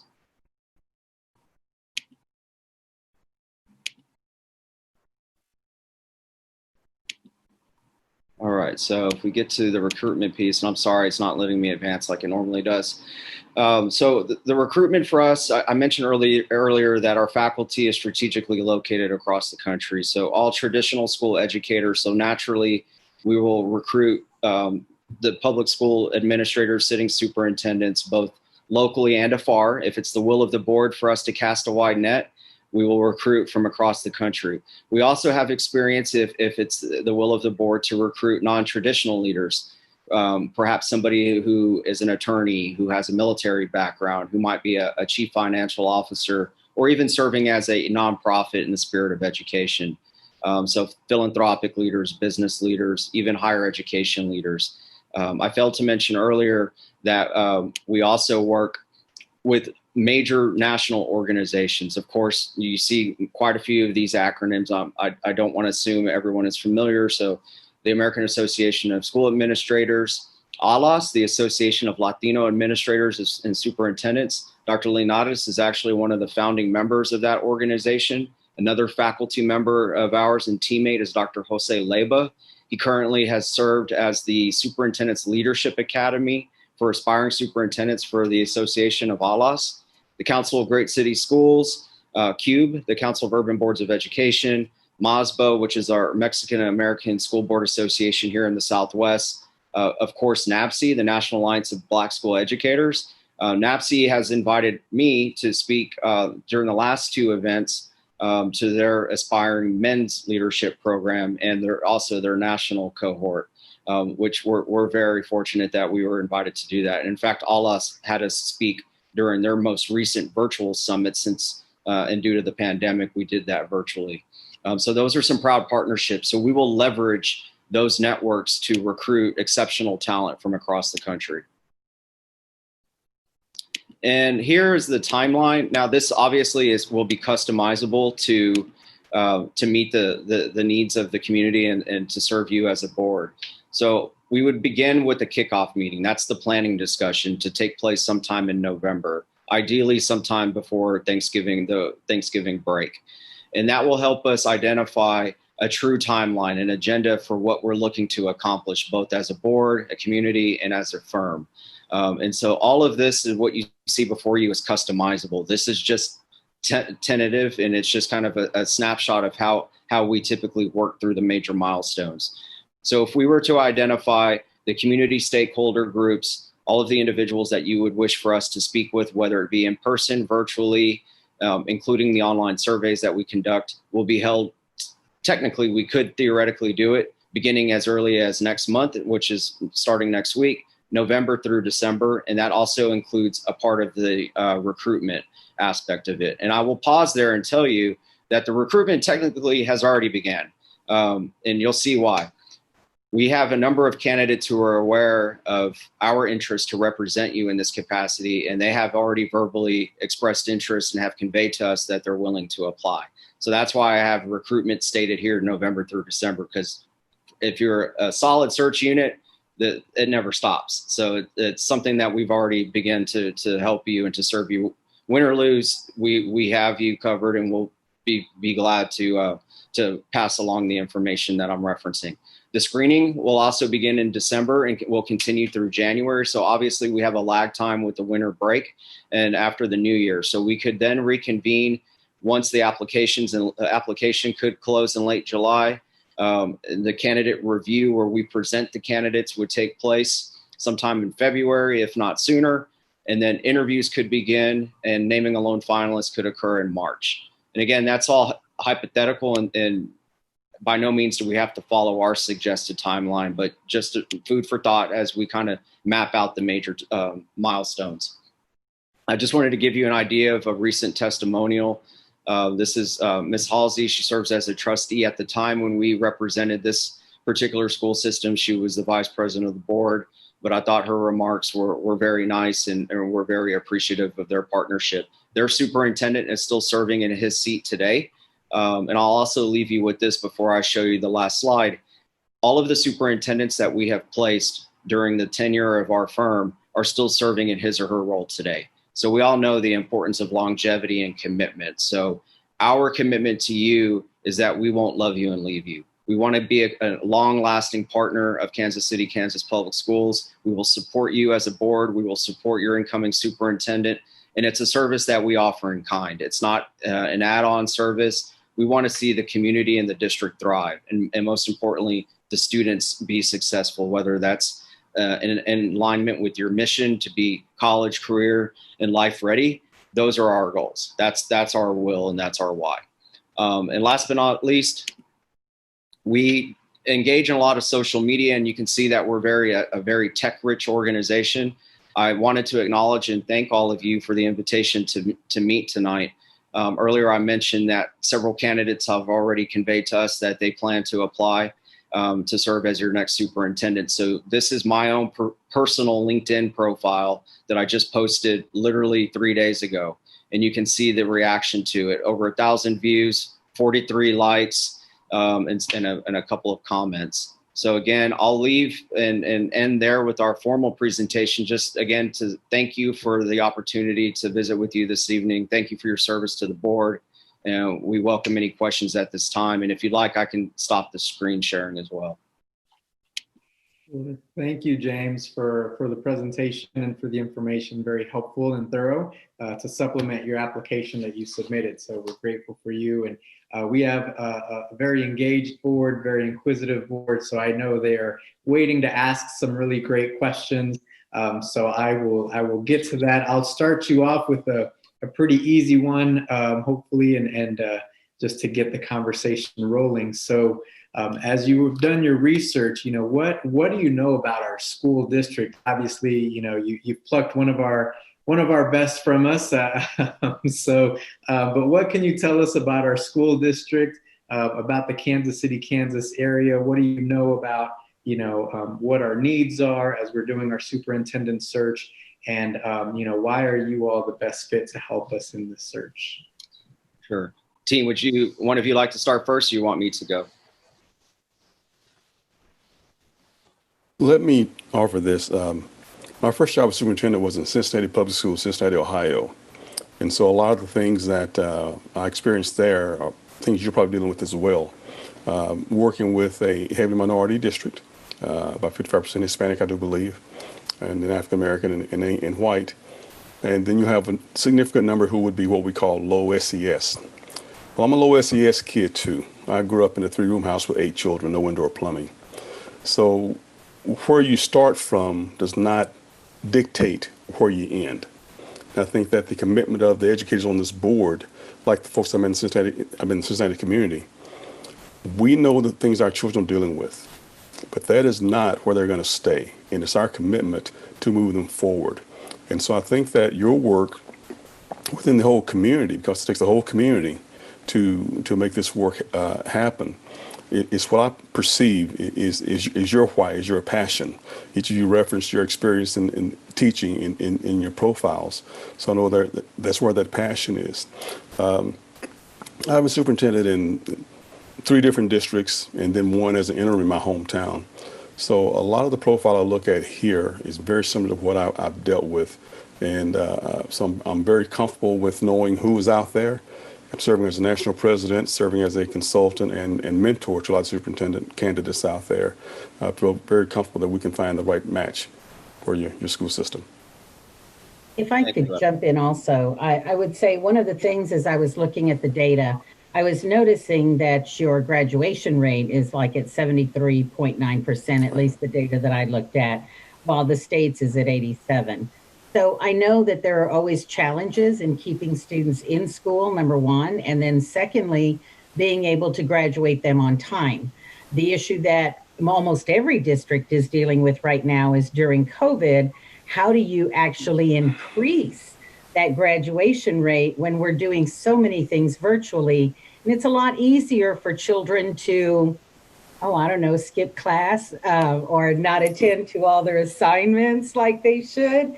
So I know that that is something that you're dealing with. I also thought it was interesting, to be honest with you, was the chronic absenteeism. The data that I saw was at 29%, while the state is at 13%. And so, again, I think that in dealing with any of the community issues is how you're dealing with your absenteeism, your graduation rate. How do you deal with all of those social, emotional, communal situations in order to do the best things for your students?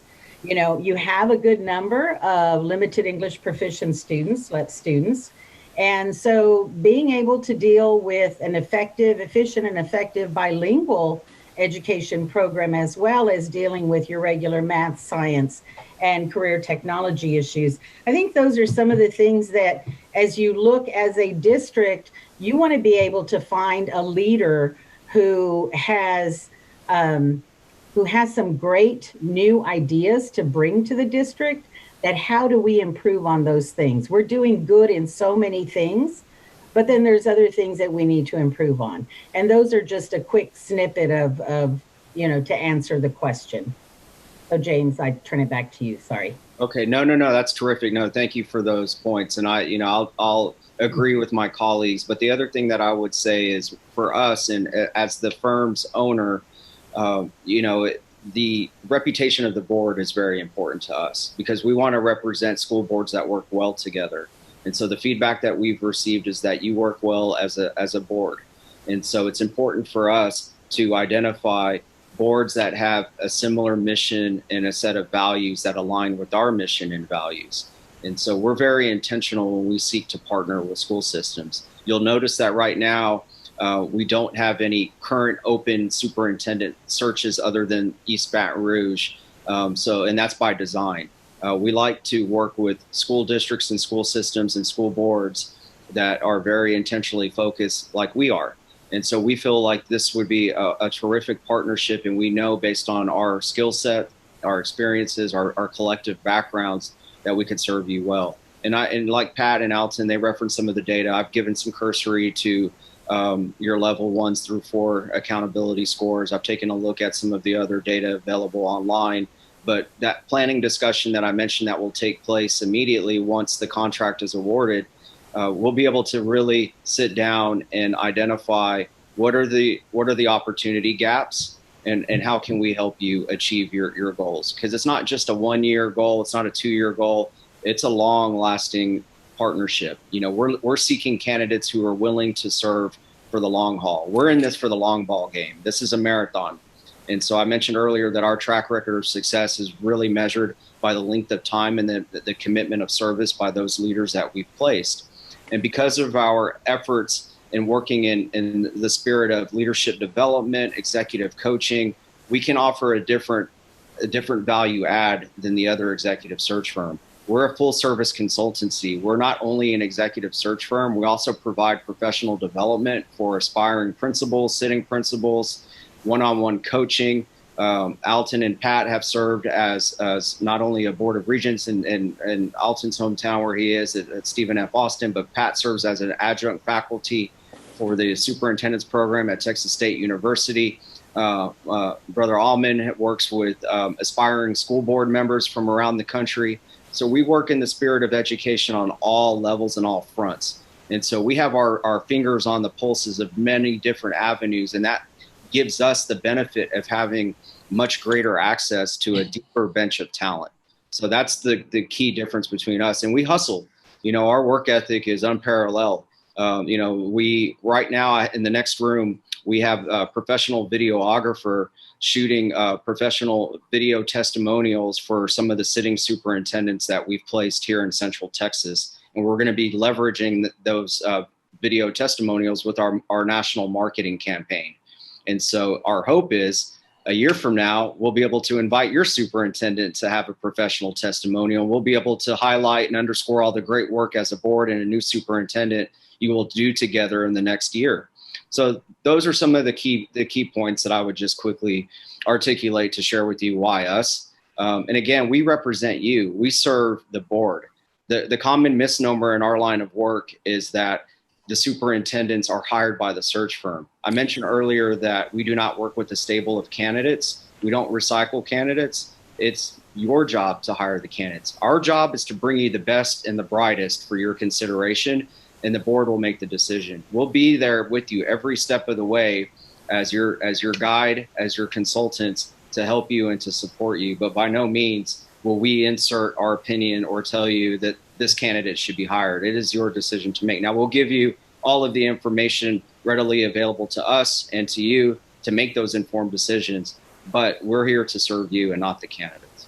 James, if I might, you know, looking over stuff, I know that as a school board and as educators, everybody's always like, okay, what do we need to do better? What do we need to do better? And I actually have to compliment you, your staff. I don't know what you did in the Department of Math, but between 17 and 18 and 18 and 19, your level 3s and 4s jumped dramatically. And so I don't know if you put in a new program, but some of the numbers of, you know, what you were doing at a 0.32 and it went to a 3.0 in your level 3s and 4s, something's going right, okay? And people need to acknowledge that. And your staff needs to be acknowledged for that because something is being done very well.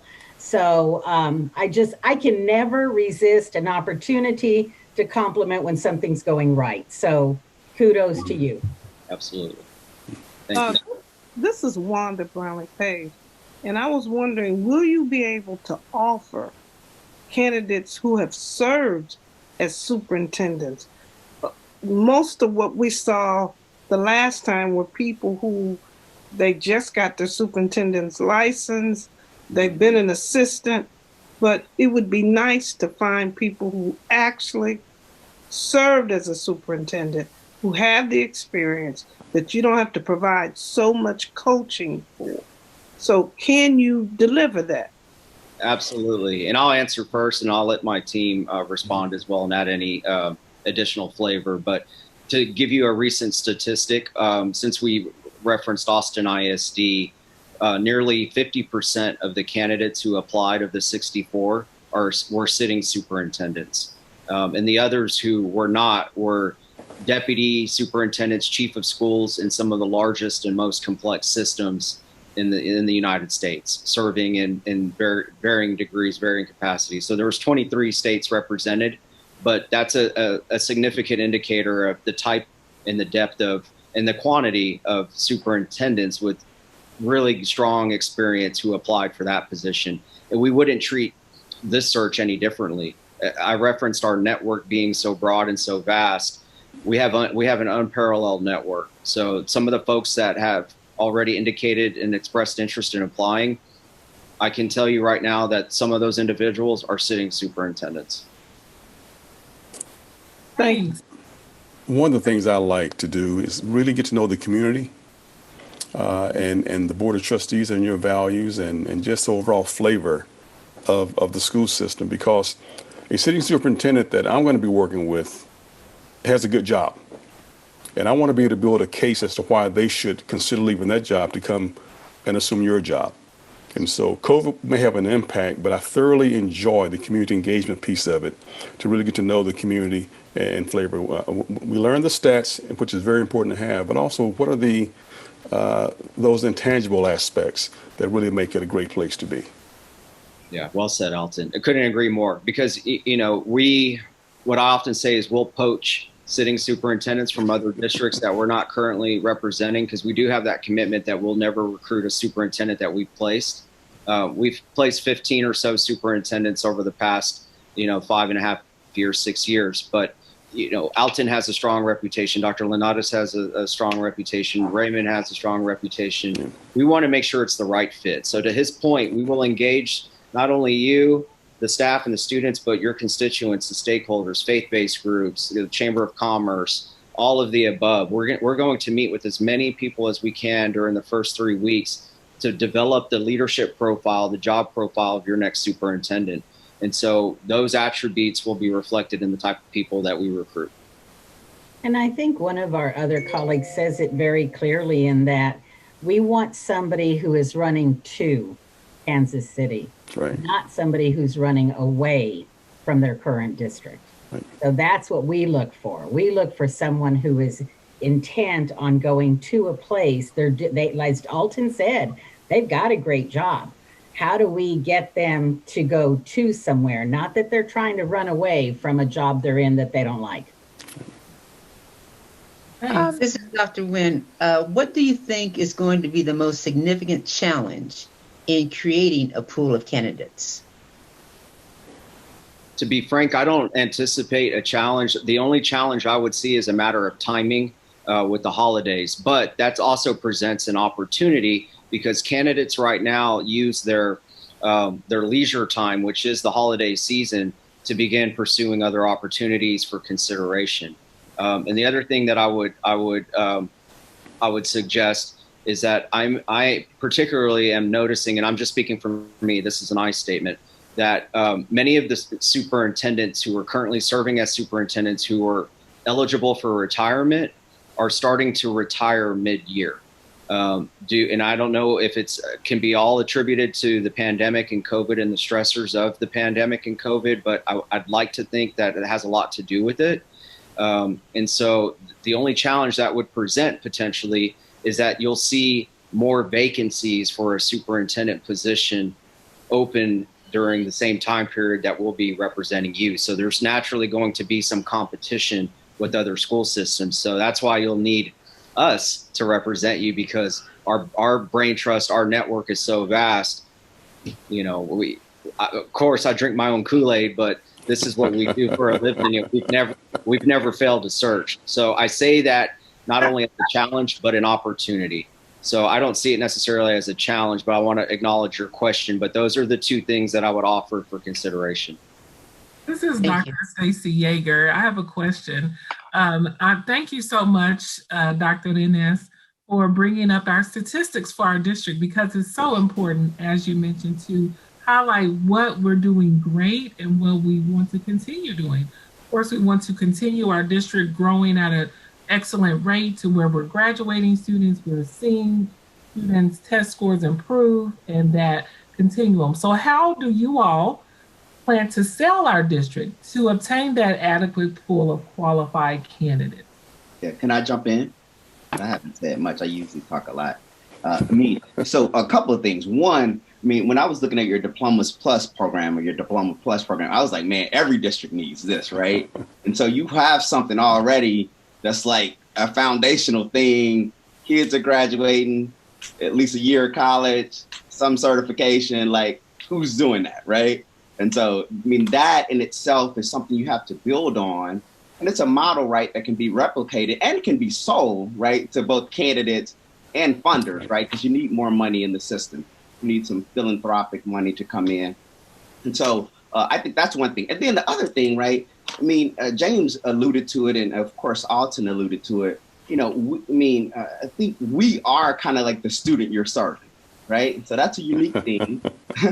and we understand what we look up to, right? And what our legacy is grounded in. And so we're a values-based consultancy, right?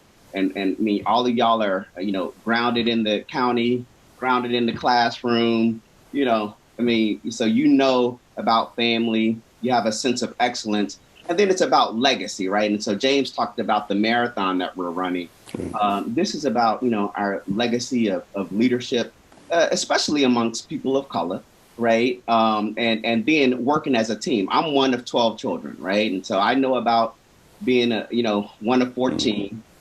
Y'all one of 7, and we're just trying to get one more team member to make 8, right? And that's pretty easy. We all know about that, and we're grounded in that team concept. And so, you know, I don't think that, you know, it's hard to sell Kansas City, Kansas public schools, right? We have a number of hooks to be able to get people that are really interested in starting their legacy or continuing their legacy or coming back home to do the thing that they think they're called to do. So we would do that and work hard at it. Let me add 2 quick points. First, you have a friend in the State House, which is important. Okay, that's important because you will need to help politically. But also, the results that Pat talked about shows that this is a district that is alive and wants to thrive. And that's attractive to a superintendent because the training they're going through now is not so much about reform, but more about transform. And you don't get the results that you've achieved by making it all about the external things. You're connecting and engaging with the students as well. You have the staff taking ownership, not buy-in, but taking ownership of the work and ownership of the students. That's critical. And I would just add to Alton, part of our process, we can learn a lot of things through your website, but the best way to know what are those points of pride in your district is by talking to people. So as we discuss with each of your stakeholder groups and each of you individually, what are those celebrations? What are those things that you are most proud of? And to be able to use those points of pride and to be able to use those celebrations, that's another reason people are like, wow, they're on the move. I want to be able to be there and to also increase all of those positive things going on. So it's part of the stakeholder process as well. And not only that, I want to add one thing. We began our community engagement conversations with talking about hope and aspirations, not what problems do you have. Because typically folks focus on the problems, but they fail to realize you have many things to celebrate. So look at it from a positive aspect. And when you begin with the celebration, it tends to change the whole tone of the conversation. And folks can no longer say there's nothing good about the school system because they just told me a whole litany of things that are good about it. Yeah, amen. And when we host the town hall meetings, when we set the tone and the stage for those events, we always open with, and ask kindly, please share the time. But we also remind your community members that this is not to indict the school system. We're not here to cast aspersions or file complaints. We're looking at the present and how can we get to our respective goals in the future. And so those hopes and aspirations are what we really focus on. And the last thing I'll say to answer your question about selling this, that's where we shine. I mean, we are a hustling group of individuals. We have a tireless work ethic. Our norms and our values really align well to what we're able to ascertain from our homework on our end, the due diligence that I've conducted and I've seen, and not and also too, we're just very competitive. We don't like to lose. So when we say that we guarantee a measure of success and commitment, that's the shingle that hangs on our wall. It's an emblem that we want to continue in our legacy, to Raymond's point, because our work is grounded in intentionality, and it's all in the spirit of serving those that you serve. So that's us in a nutshell. But thank you again for the question. It's a good question. This is Janie Humphreys. I have a couple of questions for you. You said you've placed 15 superintendents in about 5 years? Yes, ma'am. Have you placed any superintendents in the state of Kansas or Nebraska, anywhere here in the Midwest? No, ma'am. And do you know very much about Kansas school finance? I don't particularly, but we have such a strong bench of talent and faculty. Somebody on our team will.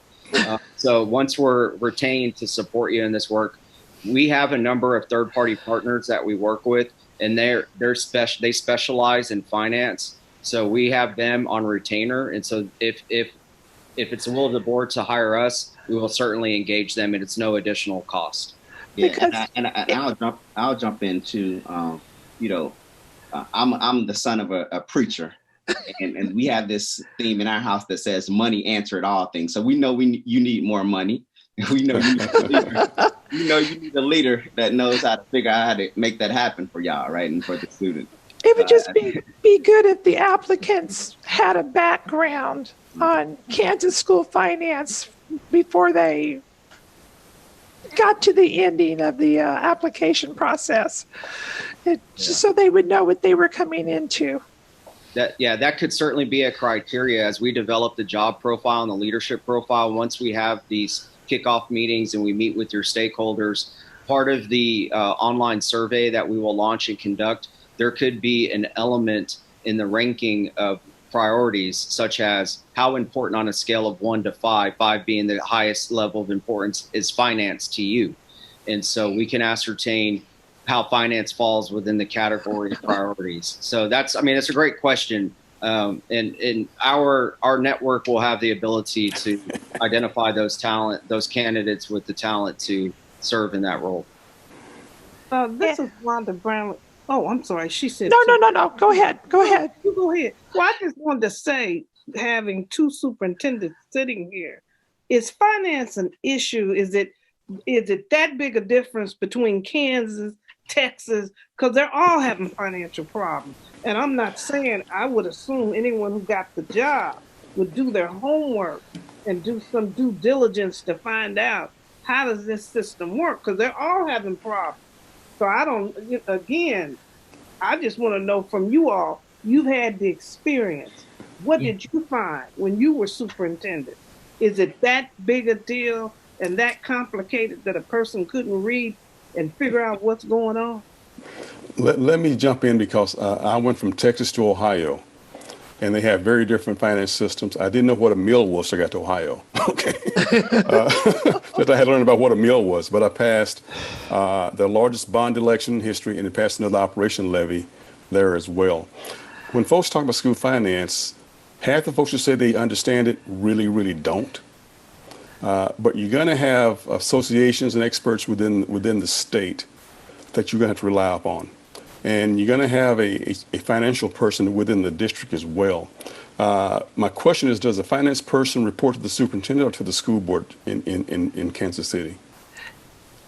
The superintendent. Okay, because in Ohio, they reported to the board. So I had no control over the finances. So I inherited a wreck. But being as I am, I just kind of took charge anyway and said, send me back home to Texas. I don't mind at all. And we got it straightened out. So the point Mr. Spage is making is superintendents will not do every bit of the work. They're going to hire their team to get the work done. And you're going to hire expertise because finance has to be looked at on a minute-by-minute basis. Alton, if I can jump in also, if it would be okay. James was saying that I actually am an adjunct professor at Texas State. Actually, what I teach is school finance and business management. That's one of the classes I teach.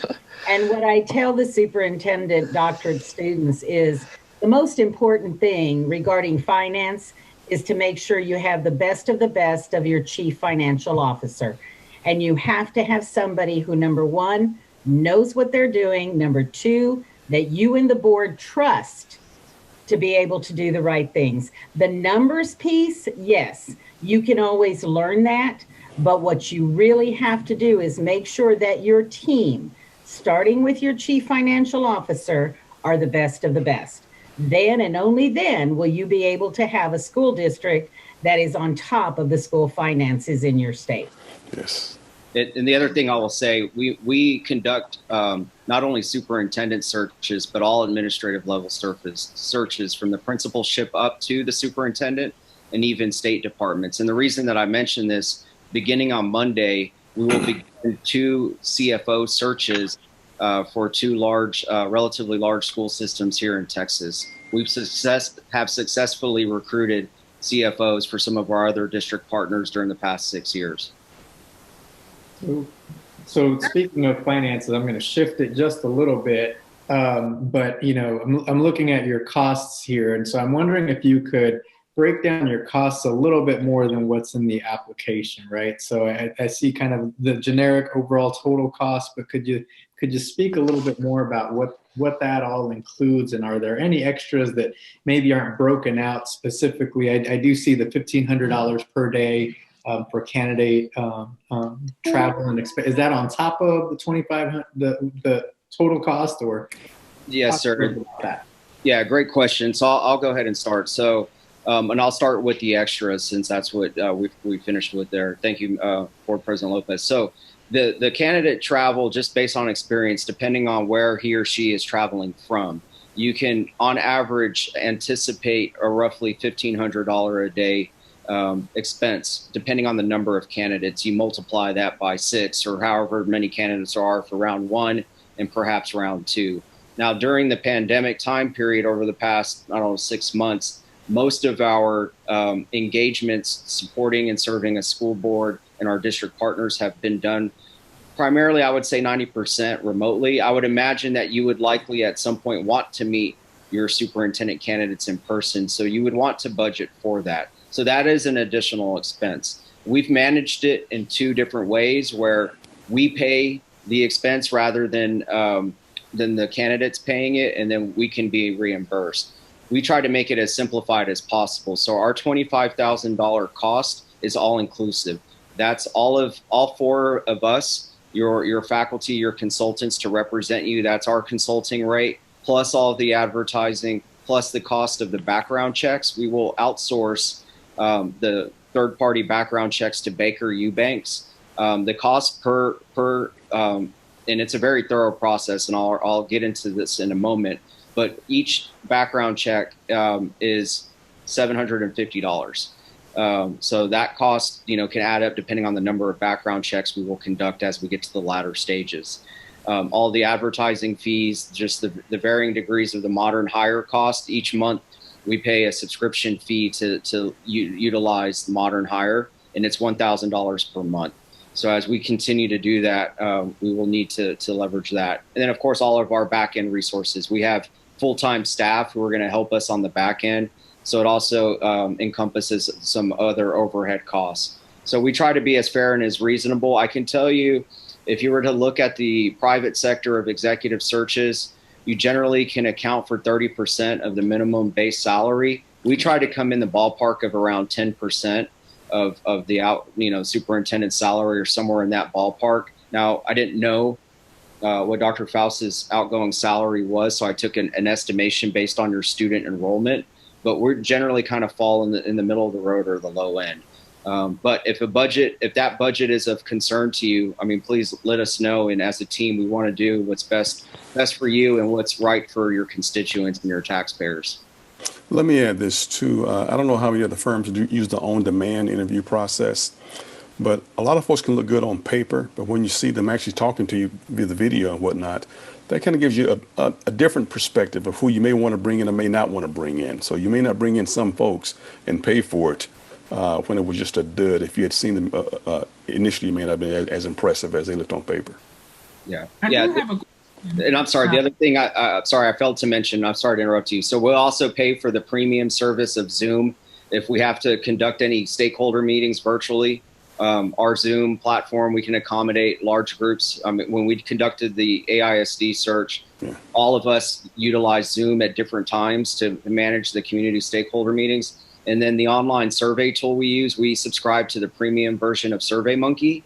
So that way we can aggregate the data and share all the feedback with you when we receive the anonymous surveys. And so those are all costs that we incur. So that one rate of $25,000, that's all inclusive. It's not to exceed. The only add-on would be for a candidate travel. And we can facilitate that later as we get closer to those milestones. But those are all of the costs. And that's kind of how we arrive to the final cost. I have a question to add on to that. When you first presented, you said there was a list of candidates available to see the interviews. Would you clarify the board as a whole? Will we have access to everyone who interviewed or just the one who referred us? That's correct. So the way we present the candidates, so I will rely heavily on the team to give me their professional guidance and experience as former superintendents. So when we present the candidates to you, we do it in two ways. Group A is what we consider to be the top 10. So it's the cream of the crop of, let's just say hypothetically, 50 candidates. So the top 10 will be Group A. And those are the recommendations that we come to as a team. So when we review, we'll come to a majority consensus. And as we arrive to the top 10, that's how we'll present Group A. Now the delta, the remaining balance of 40, if we're using that hypothetical of 50, that'll be Group B. So you'll have access to both. So we'll start with Group A when we present, and we'll give our rationale why we identified them as Group A, but you will also have access to the remaining balance of 40 if there are 50. So I'm just using that rough number, but we're not, as I said earlier, entirely inclusive, very transparent. We're not withholding candidate information from you. You will have access to their letters of interest, their resumes, their academic transcripts, the background reports, verification forms. If they happen to write a 90-day entry plan, many of them do as they get to the latter stages. Any letters of references, all of the above, we will provide to you. So when we present the candidates to you, each of you will have a tangible binder. So picture a 3-ring binder with the top 10 in no particular order other than alphabetically by the candidate's last name, because we're not ranking them. Again, this is for you to decide. We're just giving you what we think or who we think are the best, but by no means do you have to agree with us. We've had instances where maybe somebody who was a fringe candidate or a bubble candidate for us, perhaps maybe number 11 or 12, a board might have invited them to interview. So that's why we want to be very thorough and clear. That meeting actually takes quite a long time because we're going to go through with the fine-tooth comb with you to evaluate and review the candidates. When we did this with Austin ISD, we had to do it over 2 consecutive days just so that we can answer all of the questions that the trustees had of us, of each candidate, go through the videos, give the school board an opportunity to review all the artifacts. So just think in terms of Group A, top 10, and the delta is Group B.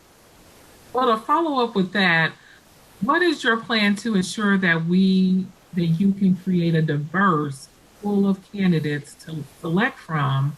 And then will you be able to offer candidates who may have experience in the state of Kansas? I anticipate you'll naturally have candidates who apply from Kansas. I mean, it's hard without a crystal ball to really identify a quantity and the number, but always the home state has a good percentage of applicants from locally. Whether they're nearby or in a different part of the state, maybe an hour or 2 away. Now, as far as the diversity and assuring that we provided a diverse pool of candidates, we always, and I don't know how to formulate this, but we always have an even split of varying degrees of ethnicities, but also we have an equal balance of gender. I think when we did the math for Austin ISD, it was split in thirds right down the middle. So we had a third African-American, a third Hispanic, and I think third white applicants. And that, that's just how it played out. But again, I think that speaks to our broad backgrounds. We have members of both the National Alliance of Black School Educators who serve as faculty there. We have members of ALAS, other affiliations around the country that Alton has even served as president of AASA in his career. And just those experiences and our work that we do on a day-to-day basis assures that we're able to provide a diverse pool of candidates for your consideration. Thank you. You're welcome. Good question. Yes.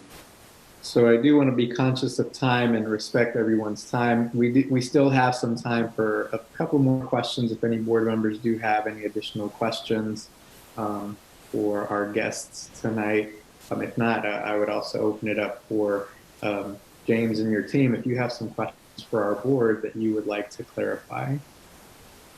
I'll defer to your colleagues on the board if there are other questions that they'd like to ask of us first. So definitely want to spend the time answering any more questions. This is Janie again. So the meeting that you referred to with the binders, so that would be taking place in a couple of months, and that would be an in-person meeting where you guys would come and meet with us, possibly in Mr. Goheen's office.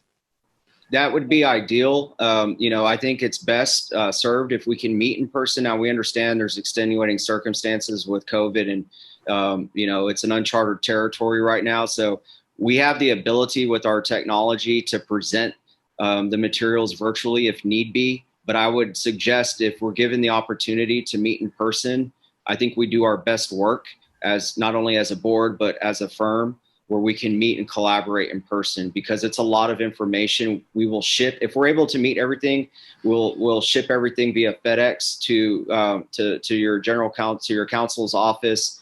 He can hold it for us until the appropriate time when we meet, and then we'll distribute it when we meet in person, and then we'll go through every binder together. Okay, because that's confidential information. We would not be giving a binder to take home with us. The binder would stay there, correct? That's correct. And that's a great point. So the other attribute unique to us is we actually require a confidentiality oath to be signed by each board member that we will store on file for us, and we'll provide a copy to council. So that way we're ensuring that the integrity of the executive search is maintained through its entirety. So that way no information is leaked prematurely, because it could, for obvious reasons, tarnish the process should any candidate information be leaked. And we want to protect the executive search process on your behalf, but also, to Alton's point earlier, sitting superintendent needs the guarantee that their information will be maintained confidentially. So that way they're not jeopardizing their good standing with their district, because there's no guarantee that you may hire him or her. So we certainly have to maintain confidentiality. Let me ask this. There's a couple of us that prefer to have paper in front of us to read than reading things on a screen. That's why I was asking about the in-person part, because we all read at different speeds also. Right. Yeah. No, our preference is to meet, but we understand the circumstances may dictate otherwise. So sorry, Alton, go ahead and cut you off. I want to ask Mr. Goheen, if I could, in the state of Kansas, do you have a public information law that requires all applicants to be revealed? Or can that be restricted to just those who are the finalist or the finalist? So there is a personnel exception to both the Open Meetings Act and to the Open Records Act in Kansas. Now, ultimately, you're going to get to a point where that process would have to be open, but the preliminary interviews and things of that nature could likely be pulled under the exception under COMA for personnel. That's excellent, because again, a lot of candidates that we know have a great job right now, but this is going to be very appealing to them. But it's all about the love connection. They can be great, you can be great, but if you don't connect, it's not going to work. And so they would hate to feel that be misconstrued as a rejection when it just was not a connection. Thank you. Yeah. So one maybe final question. Again, I want to be respectful of everyone's Friday evening, but could you maybe just share your expectation of the board, and what does that relationship look like as we're going through this process? What do you envision? Do you envision a liaison to the board to work with your team? Are you meeting with us individually as a whole? What does that relationship look like, or communication look like? Yeah, and I'll start if the team will indulge me for a moment. So it's a true collaboration. So we're going to work as a unit. So all of the board, all of the executive search firm consultants will work together. Now, as a primary point of contact, there is generally a designee on the board who will serve if there's something needed from us, impromptu during the day, at the evening hours, over the weekends.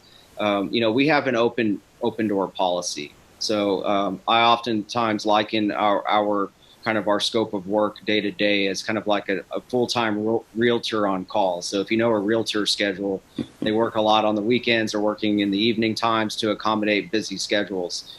So I generally serve as the primary point of contact, but whatever communication I have with you, I share with the board. And if I happen to talk with one board member, I will immediately disseminate an email updating the remainder of the board what was discussed. So that way we're all on the same page. So again, in the spirit of not withholding information and in the spirit of collaboration, we'll be working together as a unit. So just think of us as your team. So essentially we're kind of serving as your interim guide through this process, kind of almost like an interim superintendent, if you will, because we're going to be serving alongside you over the course of the next 4 months, 5 months, whatever the scope of work is determined by the board. So I'll just end it that we're going to work together collectively. Now, as far as media inquiries or newspaper, radio, any other kind of inbound inquiries or requests that you might get, generally, school boards will typically defer to us, but by no means do you have to feel obligated to say, James or anyone on the team, can you please respond to this media request?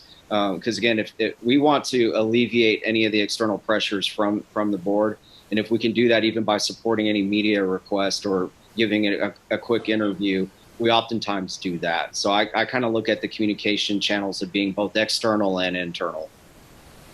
And James, if I could just add to that, I think one of the things is we do meet both individually as we begin the process, and we meet one-on-one with every board member to ask about those hopes and aspirations, to ask what your celebrations are, what your challenges are, those type of things. So those individual meetings occur, but then we also have the group meetings in which we discuss the candidates, we have our collaboration with the board. And I think if we ask what is it we hope to get from the board, it's engagement, honesty, and confidentiality. Because we have everybody at stake here, the candidates coming in, the board of trustees, and the district as a whole. So my response to be, what is it we would like to have of you, that is what my response would be. And let me add that we honor our agreements across the board. Whatever we say we're going to do, let's do that. Let's stick with that. As far as communication, I'm the most nocturnal one of the team. And so I know with Austin, I think it was like a midnight text that I responded to. We were on the phone with him till 3 a.m. on a Zoom. That's me. That's the way I roll. It was 3:30 a.m. Okay. But I was on video, Pat. You weren't on video at 3:30 a.m. That's great. The reason I was not on video, you did not want to see this with no makeup on. But Randy, I hope you see that we like each other. Randy, we forgot to ask about languages. Yeah, so one question that has come up, and I think something, just to be mindful of is, when we are doing some community sessions, public forums, things of that nature, surveys, we do have over 70 languages spoken in our schools and in our community. And so that would be something that would be important. So, is that something, both translation and or interpretation, is that something provided by you and your team? Is that something that would fall on the board? Is that an additional cost if it were provided by you all? Yeah, so as far as the online surveys are concerned, the premium service that we subscribe to with SurveyMonkey, it allows us to incorporate the same survey questions in different languages. We've done languages in Vietnamese, Cantonese, Spanish, English, of course. But as far as our ability to communicate, my Spanish is very weak. Dr. Linares' Spanish is very strong. So if we needed to speak at a town hall, for example, in Spanish, you know, perhaps volunteering Pat, but Pat would help because we've had to do this a number of times around the country. But other languages of those 70, we would likely need some support or some guidance. Now, if there are interpreter costs that the district has incurred, and most recently or in the past, or we anticipate, that's something that I think we can evaluate and just include in our overall budget that we proposed. And James, you know I love town hall meetings because I love meeting with people. And I would say the only caveat to that would be depending on COVID. I have a father who is 95 and a mother who is 90 or 89. She's going to get mad if I say 90. She's 89 and they live in very close proximity. So that would be my only caveat. I love doing town hall meetings and I love doing the one-on-ones. That would be my only caveat. And we have other faculty members. I mentioned Jose Leyva, Dr. Leyva. I know he's willing to travel, so we can certainly tap on all of our resources. So we're your principal consultants. We'll be your boots on the ground, but we do have other faculty members who are readily available. Absolutely. Perfect. Well, listen, I'm gonna, unless there are any pressing final questions or comments from our board, I do want to respect your time and your Friday evening and let you get to your weekend.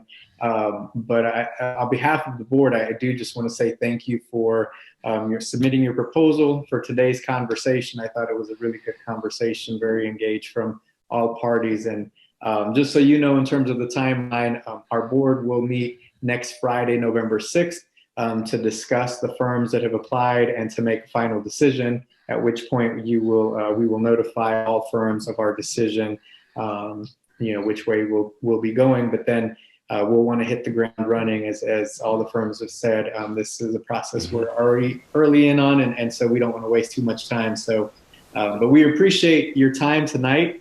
Board members, I do appreciate your time tonight as well. I'll ask board members to stay on after our guests leave, just for a quick couple of minute debrief.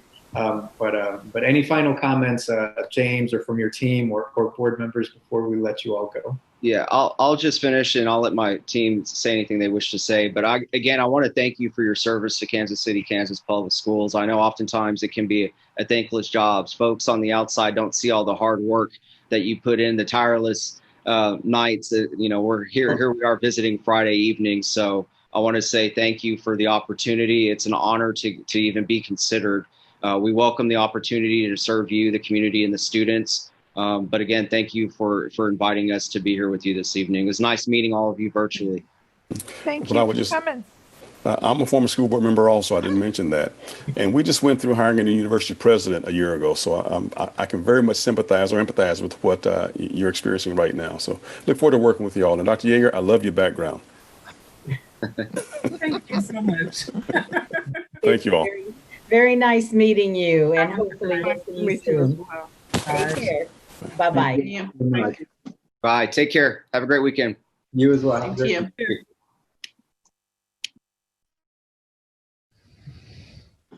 Okay. All right. I won't keep you too long, but just wanted to take a couple of minutes to quickly debrief. Now, so that was the end. Those were the three firms that we had applications from. Again, please make sure, you know, jot down some notes, go through your notes, and let's be fully prepared to have a thoughtful conversation next week. You know, Ms. Page and I, maybe we can chat about a strategy on how we can structure next week's conversation. But I you know, hope come in there with your notes and your thoughts and what your expectations are from our firms. But if, as Mr. Goheen did say earlier, if there are some questions that you feel, I'm not so sure, or we're left unanswered for you, send those out to myself and Ms. Page, and we can follow up with any of the firms to get additional information, especially around the cost. I think that's something we want to be very mindful of as we move forward in this process. But if anything comes to mind, we can do some follow-up. We've got a week's time where we can work with and get some additional information that you all would like requested. Any thoughts or initial thoughts or questions? Ms. Page, anything I'm missing? Mr. Goheen, any other thoughts as we're preparing for next week? Well, I think you hit it. I think if we use the system that you gave, let's go through and make sure we come in prepared to discuss, because we only have an hour before we go into our own workshop. So everybody needs to just do their homework and be prepared. Yeah, and if you do have questions, again, send them our way. And if we have any additional information that comes in, we'll make sure we share that with all board members so that everyone has the same information. I know some of you still hadn't heard back from some of your references, and that's okay. If you do hear back from anybody, if you want to follow up or try someone different, let us know, and you can share those still. We'll make sure to circulate that. But I did send everyone the references that we did have. That we had received, so you should have those. But if more come in, let us know. I do have a quick question. When will the video from the previous one be posted so I can take time out to look at that one? Mr. Hoda might have an answer. I'll send you that link as soon as I get it from Zoom. Normally, it takes about half an hour to a couple of hours, depending on how long. So it should be coming in any second now. I'll email it to you. Okay, great. Thank you. Thank you. And Dr. Yeager, if you have any questions or want to follow up, feel free to reach out to any of us, or myself on this page, or Mr. Goheen, and we can follow up after you watch the video or even before. So let us know. Okay, great. We'll do. All right. Any other thoughts or questions, everybody? Have a safe and happy weekend. Happy Halloween. Stay safe. And with that, this meeting is adjourned. Thank you so much. Thank you.